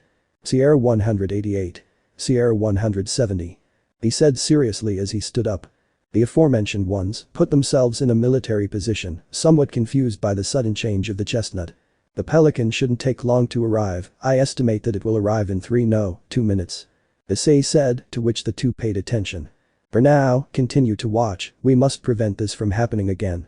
Now, Issei walked a little towards his assault rifle, which rested on the cold floor of the academy courtyard. "Issei." Screams from several women made an appearance. These were Akeno, Riaz, Zenobia and Irina. Although of course, behind them also came Asia and Kaneko, although these did not scream as exaggeratedly as the first ones. The first to reach the brown-haired boy was Akeno, who threw herself into his arms. "You don't know how much we miss you, Issei," Akeno said while hugging the brown-haired boy, who was under her enormous armor. A few seconds later, Zenobia arrived, behind Irina, Riaz, Kaneko and Asia. Each one told him how much they missed him without letting him say a word. Issei just started walking in the opposite direction, to which the girls tried to follow him, but Issei stopped them. "We are currently in a planetary emergency directive," he said as he looked over his shoulder at them. "You are interfering with a Spartan contingent. The civilian punishment for this is the brig," he told them, then continued his patrol, although this did not stop them. "We are not civilians, we are your fiancés," Irina said very sadly, to which Issei just ignored her and continued walking. Although, Issei wasn't the only one who heard this. A few meters ahead, he was intercepted by Sayori, who seemed to be coming behind him. "Oh Sayori, what's wrong?" Issei asked, with his most relaxed tone of voice. "Engaged." What did she mean? Without beating around the bush, Sayori asked the question, to which, after a sigh, Issei answered. "They were my fiancés. Sorry for not telling you their true identity," Sayori said, somewhat sadly, after receiving her answer from her. She continued. "And why did you hide it? You're supposed to hate them, right?" "And indeed, I do. I disown them, do you know? Because of them I almost died, and they got me into a war that has worn me down too much both emotionally and psychologically," she said, while sitting on the floor. "But something inside me knew that if I told them the truth, those bitches would die in a very grotesque way." This last thing, she said with a small laugh, something that spread to her friend, who also repeated the action. "And that's not what you want?" he asked again, sitting next to her friend. "Yes, but at least I want to be present," he said again in a mocking tone. And they would have continued talking if it weren't for one small detail. The sound of cut air filled the place. This was nothing more, nothing less than a pelican, which was landing. "I guess it's time to go," the pink-haired girl said, making Issei smile, who just stood up and walked towards her. Sayori also stood up, but she walked in the opposite direction to him as she decided to go and warn the civilians, while Issei went to receive the soldiers. The Pelican moved closer to the ground, now finally in the Dragon team leader's field of vision. This uncoupled a Warthog, which already had the pilot and co-pilot seats occupied by Marines. The Pelican's hatch opened, and 10 Marines armed with assault rifles emerged. They raised their guns and took aim as soon as they got off the aircraft.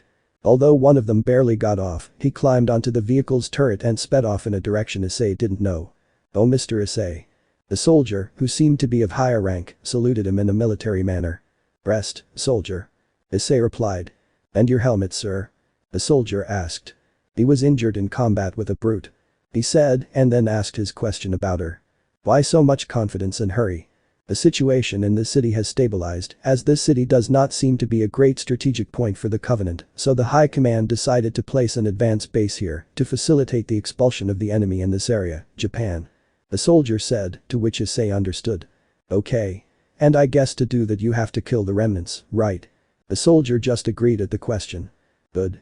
My team will join the operation, we just need to evacuate a few civilians." Issei said confidently as he turned around, seeing Sayori and Monica arriving with numerous civilians. "Negative, Spartan," said the soldier, surprising the brown-haired boy who turned to look at him confused. "According to the defense protocol of the remaining Spartans. C-19, paragraph 5. A Spartan may not engage in active combat if any part of his Mjolnir armor is damaged. And as you said yourself, his helmet was damaged." Issei just frowned, knowing that this meant sharing a vehicle with Riaz and company. "Fine, I'll ask for another Pelican," Issei said, walking towards the Covenant Tower, where he asked for the first one. But he was stopped by the soldier. "I'm sorry, sir, but that won't be possible. Well, all the Pelicans are in service. I'd have to wait an hour or more.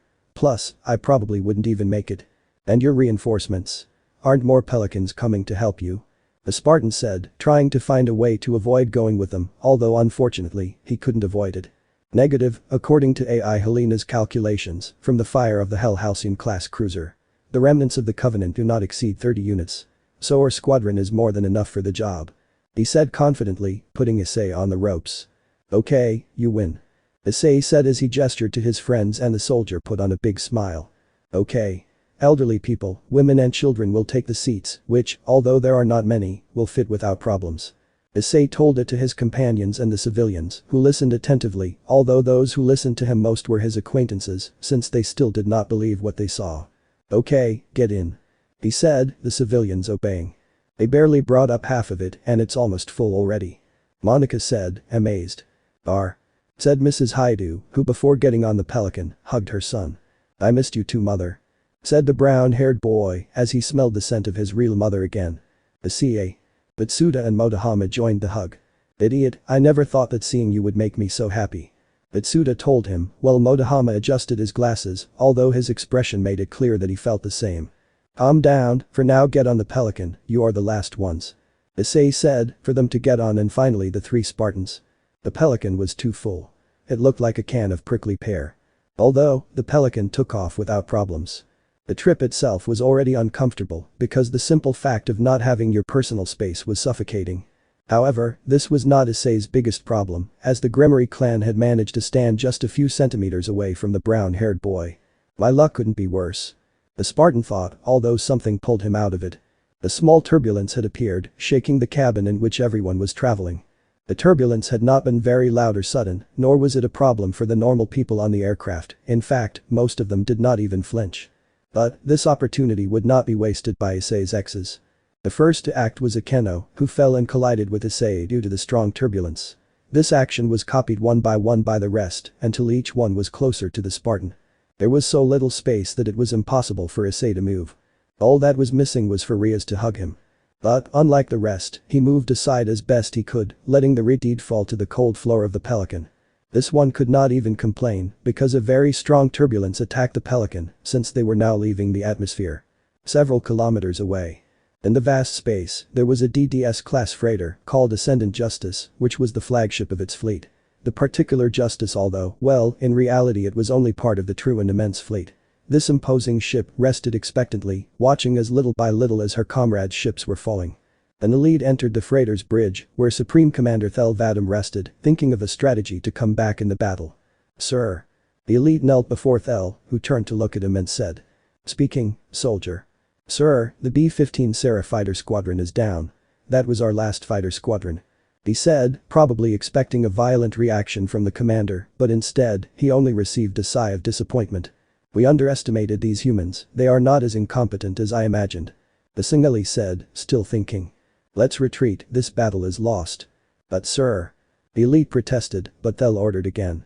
Reluctantly, the Singeli retreated and notified the rest of the ships, which after a few seconds, complied. I don't know how the prophets will take this. Adami thought as he watched his ship enter slipspace. Then the Pelican. After a few more minutes of flight, the Pelican entered an infinity hangar. What a trip. Sayori said, as she got out and stretched. There's no time to waste, Spartans. Lasky came to Issei's side, who, surprised, asked why. Well, you see there are some people I want to talk to, and I need a mediator. And why choose a Spartan? Monica objected, to which Lasky replied. Well, what better mediator than someone who knows both sides? Issei, even more confused, turned to see his friends, who now without their helmets, also had a confused look on their faces. I can't believe you don't remember me anymore, Issei. The voice that Issei didn't want to hear again. He was present, he was Surzich's Lucifer. He was accompanied by Ajuka, Seraphol and Falbium representing the demonic faction, as Azazel, Michael and Auden were also there. Representing the rest of the factions present. No representative from the Greek and Egyptian sides went, as both had force majeure problems that prevented them from attending. Oh shit. Issei said to himself, although Monica and Sayori did hear him. We also need you. Lasky pointed at Ria's Gremory, who had just gotten off the aircraft. Obviously, it would be with his entire clan, something that Surzich's had already explained to Lasky. Dragon team, go to the bridge once your armor is removed. Lasky ordered, to which Monica objected. But sir, we are in combat, we cannot decouple our armor. Lasky turned to look at her strangely and answered her objection. Vera Spartan, we managed to repel the Covenant attack. They retired, now we are just counting the damages. He said, surprising the three and surprising the rest. Really? We defeated the Covenant. Sayori listened to this news in disbelief because in the more than 30 years she had fought, the times that they defeated the Covenant in space combat were few and far between. Incredible. Monica said very happily, something that only confused the rest. I know, Spartans. But for now, just go uncouple your armor, we have a lot to discuss. Lasky ordered, receiving a martial salute and a sir, yes sir, and then the three of them did as they were told. Minutes later. The trio of Spartans were seen again, although with their armor now detached and only wearing their internal bodysuit. I won't ask you why you hid their real names from us, because Sayori already answered my question. The only thing I want to know. Monica said, stopping dead, causing her companions to do the same. What the hell did that girl do? He asked his question from her, to which Issei replied. What a girl. The blonde put her hands on your head and as if by magic your rather severe head trauma disappeared. In normal situations, that wound would have killed you, not even with our technology we would have saved you. A little upset she said, because if it weren't for Asia, Issei wouldn't be here. Oh this is Asia. She said, then went on to tell about her sacred gear Twilight Healing. As well as other sacred gear, like Kiba's sword birth. This world is a bit confusing. Sayori said while holding her head with one hand, trying to process the information. I understand, they can be good allies. Monica said, perfectly capturing every word the brown-haired boy said. Anyway, Captain Lasky should be waiting for us. Sayori and Monica just nodded and continued on their way. On the bridge. The three Spartans crossed the door, watching as the faction leaders looked in amazement at space and part of their planet. Also not far from there, Lasky and Dr. Halsey were there, who were just waiting for the Spartans. Okay, there's still someone missing, but we can start. Lasky said, followed by Dr. Halsey starting to speak. From the information provided by Lieutenant Issei. You use magic for various purposes, including war, right? Surzich's, on behalf of everyone, agreed, allowing the doctor to continue. You see, the Covenant is a large extraterrestrial alliance, which declared a war of extermination against humanity more than 30 years ago. This scared the facts, because the knowledge that they have been at war for more than 30 years is terrifying. In those 30 years, I can count on the fingers of my hands the space victories against this one. Simply, the word massacre falls short. He said, then taking a chip out of one of the pockets in his robe. Then he inserted it into the holographic table in front of him. Cortana, show the fall of Reach and Earth. He ordered, and the AI obeyed, and began to show a recording in a holographic way. In this, a group of ODSTs could be seen fighting, more specifically in the city of New Alexandria, or well, in what was left of it. Damn, they just keep coming. One of the ODSTs took cover in a small pile of rubble while changing the magazine in his M7 submachine gun. Out of nowhere, an explosion not far away appears, destroying the soldier's cover and sending him flying several meters. "Shit, Kevin," shouted another ODST who had come out of cover to help his comrade, but a plasma shot that pierced his armor killed him. Just like that, he let his body fall. Now, a new figure had entered the scene. This one was an elite who, armed with a plasma rifle, approached the defenseless and wounded ODST who was crawling for his life. The alien was about to end his life, but the video paused. The Covenant is a fierce and unstoppable enemy. Among their troops, there are beings that surpass us in strength, speed, intelligence, and numbers. In every factor they surpass us, but there is something they do not have, and that is our determination. The video played again, now showing how the elite, who was already behind the ODST, activated his energy sword, making its characteristic sound. The soldier, with difficulty, turned around firing a clip of bullets. Well, he wasn't escaping.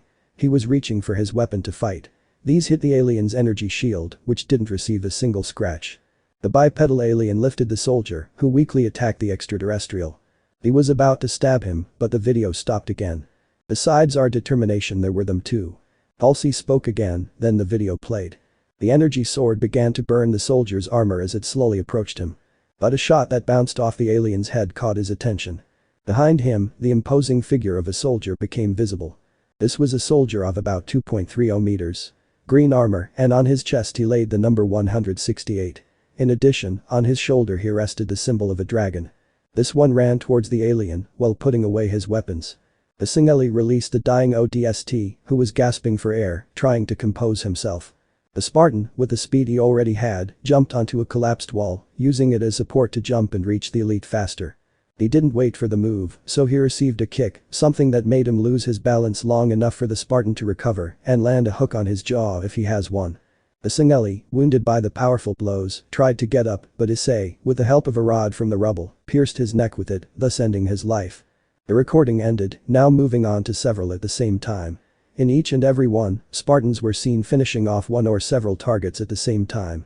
Thanks to the Spartans, we were able to fight, but I would have continued, but I was interrupted. Little by little the Spartans are falling, it is inevitable, because after all they are our first line, it is obvious that not all will survive. Colonel James Ackerson entered the room. "The war, you haven't taken much from everyone," they said as he walked and ran his index finger across the holographic table, collecting the little dust that was on it.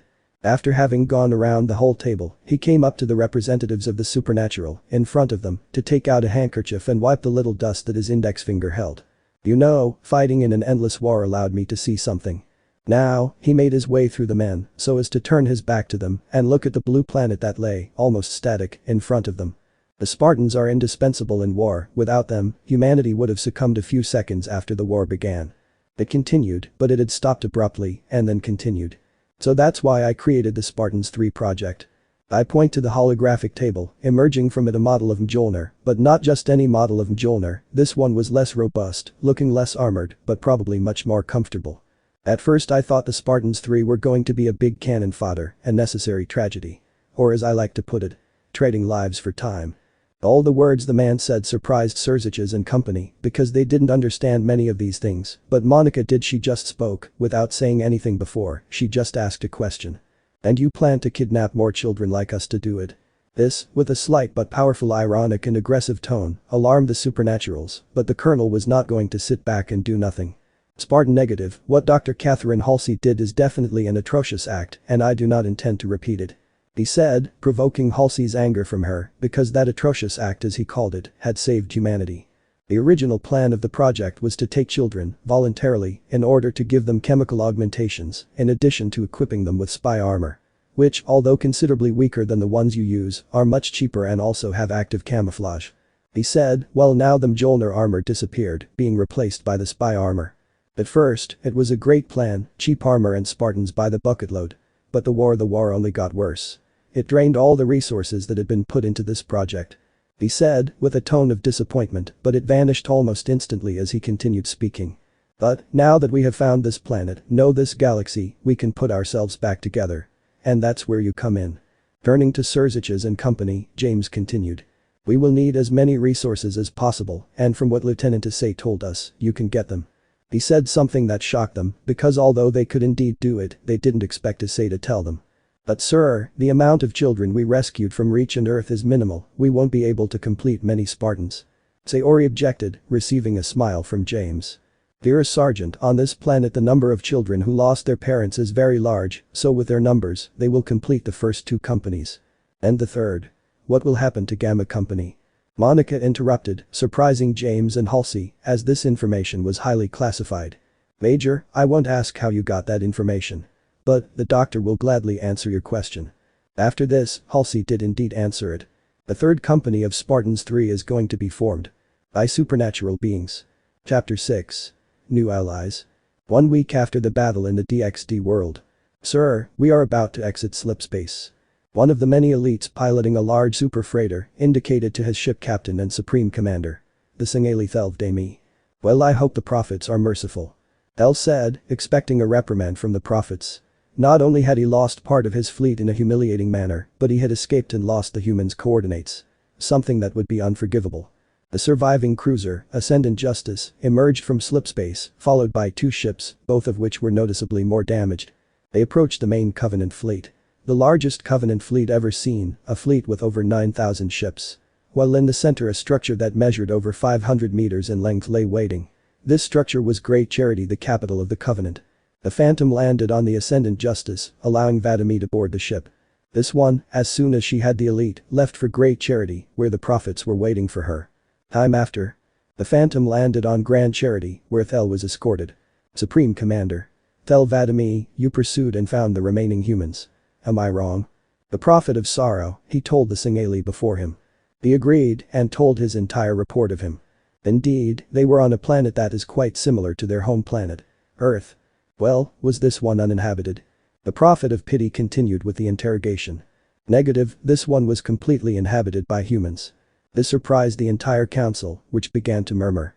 Order. The Prophet shouted for real, thus obeying and keeping silent. What was the reason why you decided to go without your entire fleet? I divided my entire fleet into small groups of 10 ships so I could search in more space. He explained the reason for his actions. And why in such small groups? The Prophet of Doom said, to which he replied. I thought the human forces had no more than 5 cruisers. Well, almost none of them escaped when I was in charge of destroying the planet Reach. I underestimated them, that caused their disastrous defeat. One of the many members of the council shouted, being supported by more members of the council. After again asking for silence, the Prophet of Truth continued. At least we know the coordinates, right? I'm sorry I lost track of them while I was retreating. Angry cries echoed through the crowd. He probably did it to protect them, he's a heretic. Another member of the council shouted. Being incredibly supported. This council member would have been branded a heretic 10 years ago.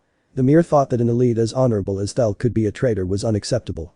But lately there have been many elite rebellions, although these did not represent even 1% of the total elites, it was enough to distrust everyone.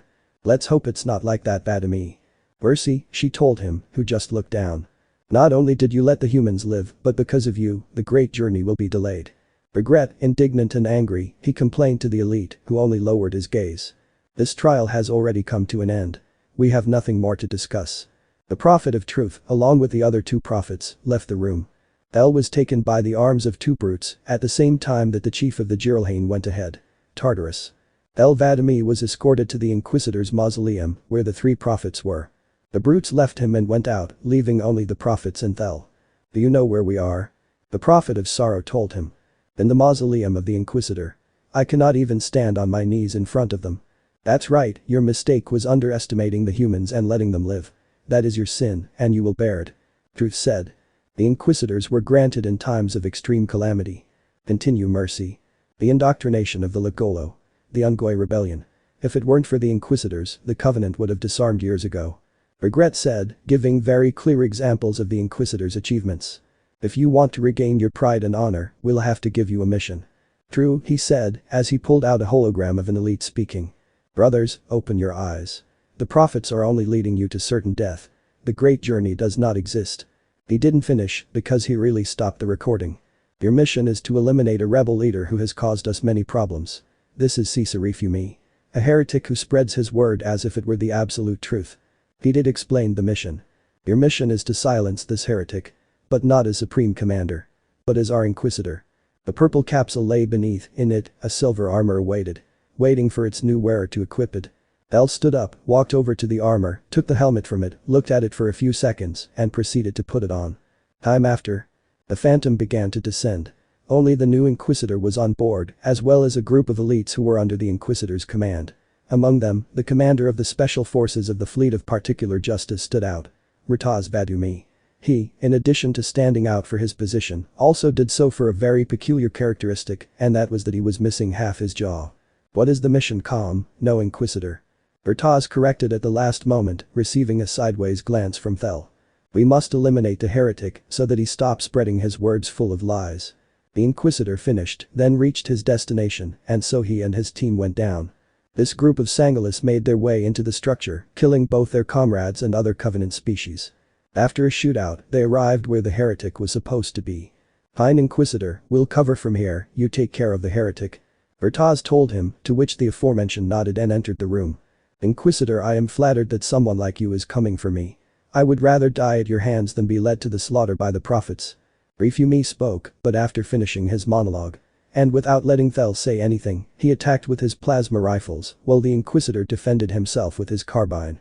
Due to Rifumi's superior rate of fire, he hid behind a column, where he continued firing. The prophets only lie to you, they will lead you to certain death if you activate the halos. Rifumi shouted, while not letting his enemy even peek out. Elle didn't answer anything, he just limited himself to reloading his weapon. Inquisitor's Pav. He had me cornered, while he kept saying his fallacies of him. I looked around, searching for a way to flank him. And I found it, a hallway to my right would allow me to get behind him. I ran out there, while the heretic kept shooting at me. As I ran, I saw a door open, and more traitors came out. Without thinking, I holstered my carbine and activated my energy sword so I could rush towards them, but without stopping my run. While they had barely seen me, I passed in front of them, and with the help of my sword, I cut one in half, while I kicked the other, then buried my sword in his abdomen. After taking care of both of them, I continued my race against the traitor.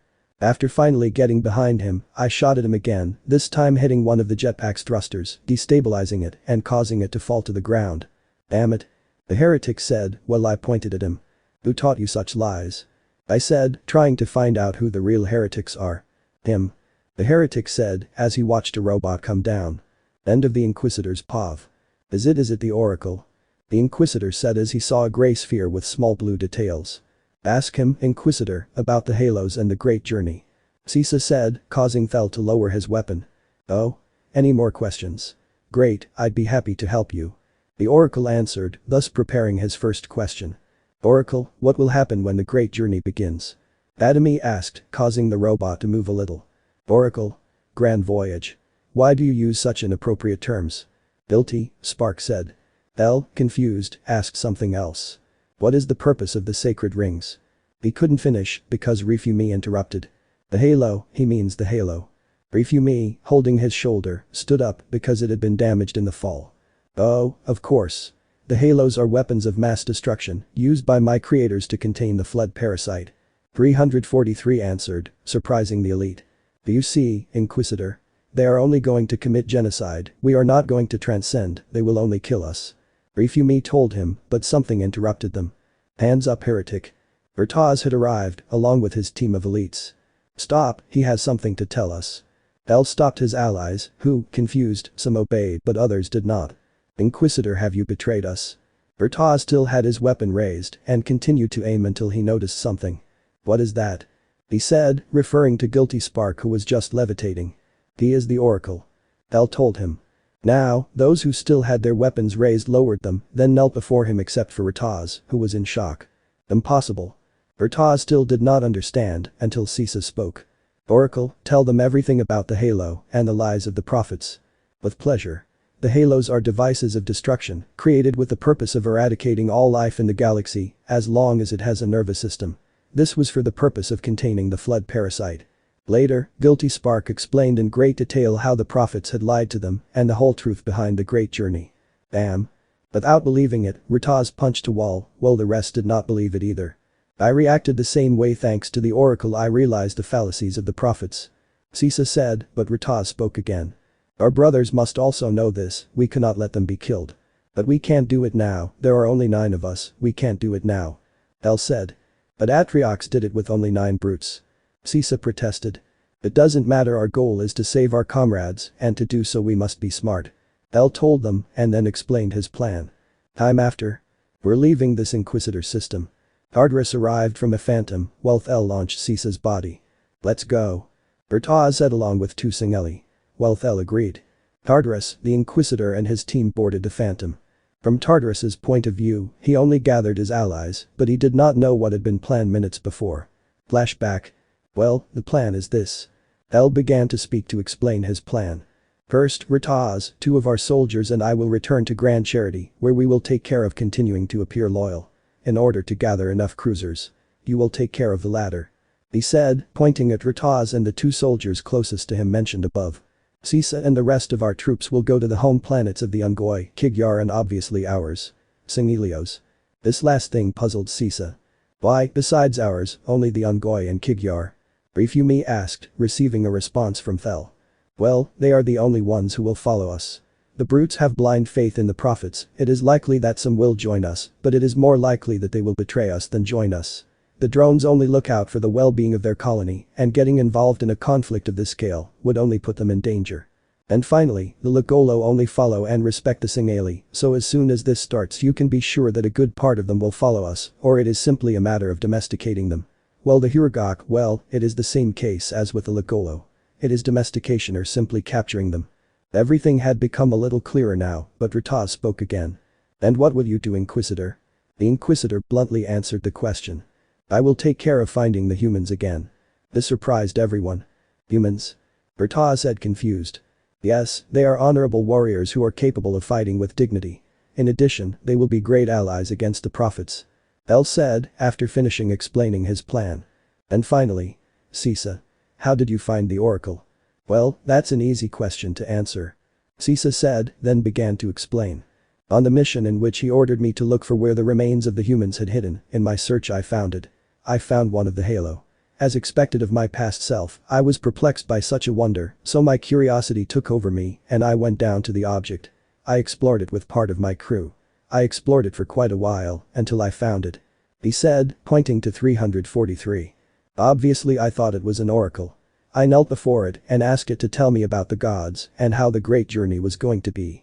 After he didn't understand me, he explained the whole truth to me and my crew. After this, I opened my eyes and rebelled against the prophets. Thus Sisa recounted his journey to discover the truth. End of flashback. We go back a little while later. More specifically 2 weeks later.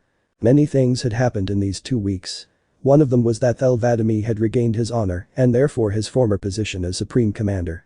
Although somewhat different since he was still the Inquisitor of the Prophets, but now with more power and a fleet behind him, although still with his Inquisitor armor.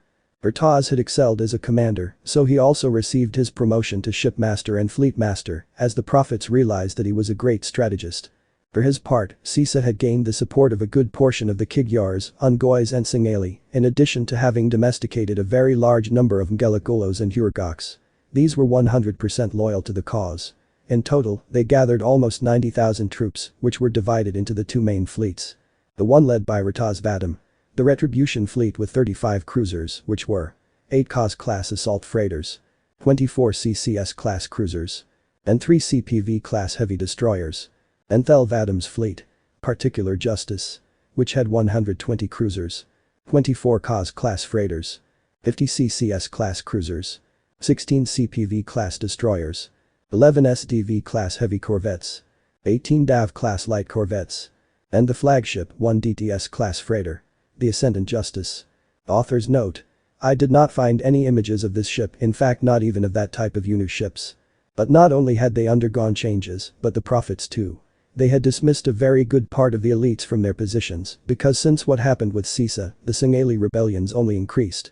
These dismissed Singeli were replaced by brutes, who were much more loyal. Until the day came. Sir. The scream of an elite echoed in the room as he had entered very hastily. What's wrong? El asked him from his seat and after taking a breath he answered. It's the brutes, they've betrayed us. This surprised El quite a bit and he ordered him to explain himself better. Well, you see, the brutes began to mercilessly kill our people on several ships and then took over these ships. El did not expect this and with surprise he contacted Rataz. After a discussion with the aforementioned, they came to the conclusion that they would strike.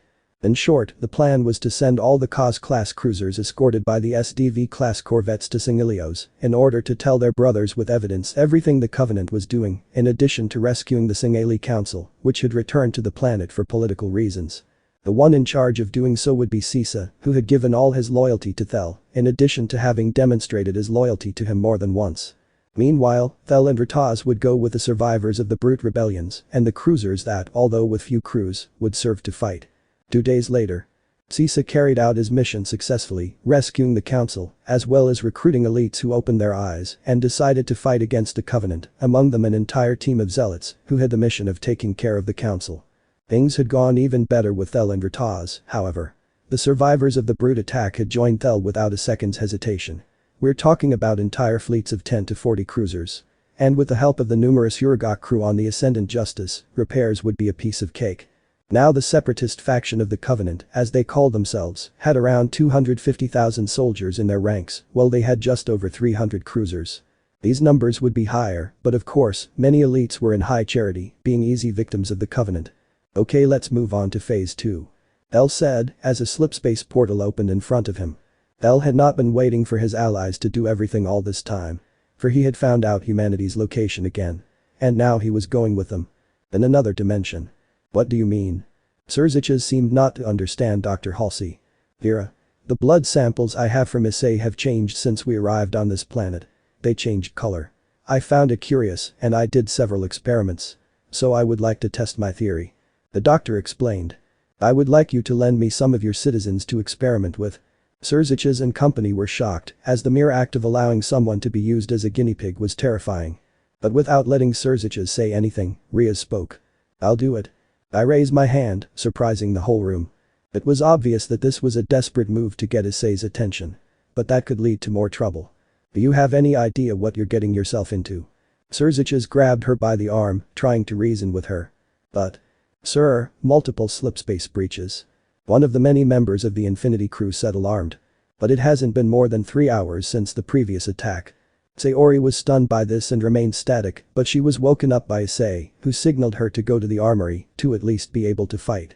10, 20, 30, 60, 90, 150. Another crew member said the number of cruisers leaving, stunned by the gigantic number of slipspace breaches he saw. Prepare the Mac guns, it seems they came for more. Lasky ordered, passing the word around to all the ships, which prepared their guns. After a few seconds, another member of the crew gave the green light, so Lasky was about to give the order when. Stop, humans. We do not come with intentions of conflict, we come with diplomatic intentions. And as a sign of this, allow us to board your ship. Only the representatives and a couple of escorts will go. Nothing more. Bertaz spoke through this open channel, which reached the ears of practically all the cruisers. Orders, sir. Captain Keyes' voice was heard over the intercom. Stop the guns, let's see what they want. Bielski ordered, surprising everyone. Since he was the person with the most authority, he was obeyed without objection. Thus, seeing how 3 phantoms from different cruise ships approached the Infinity freighter. All Spartan eyes on the ship were mobilized to the landing zone, where they had been authorized to land. The phantoms' hatches opened, seeing Thel, Rataz and Sisa descend and leaving themselves visible to all the Spartans and the entire crew.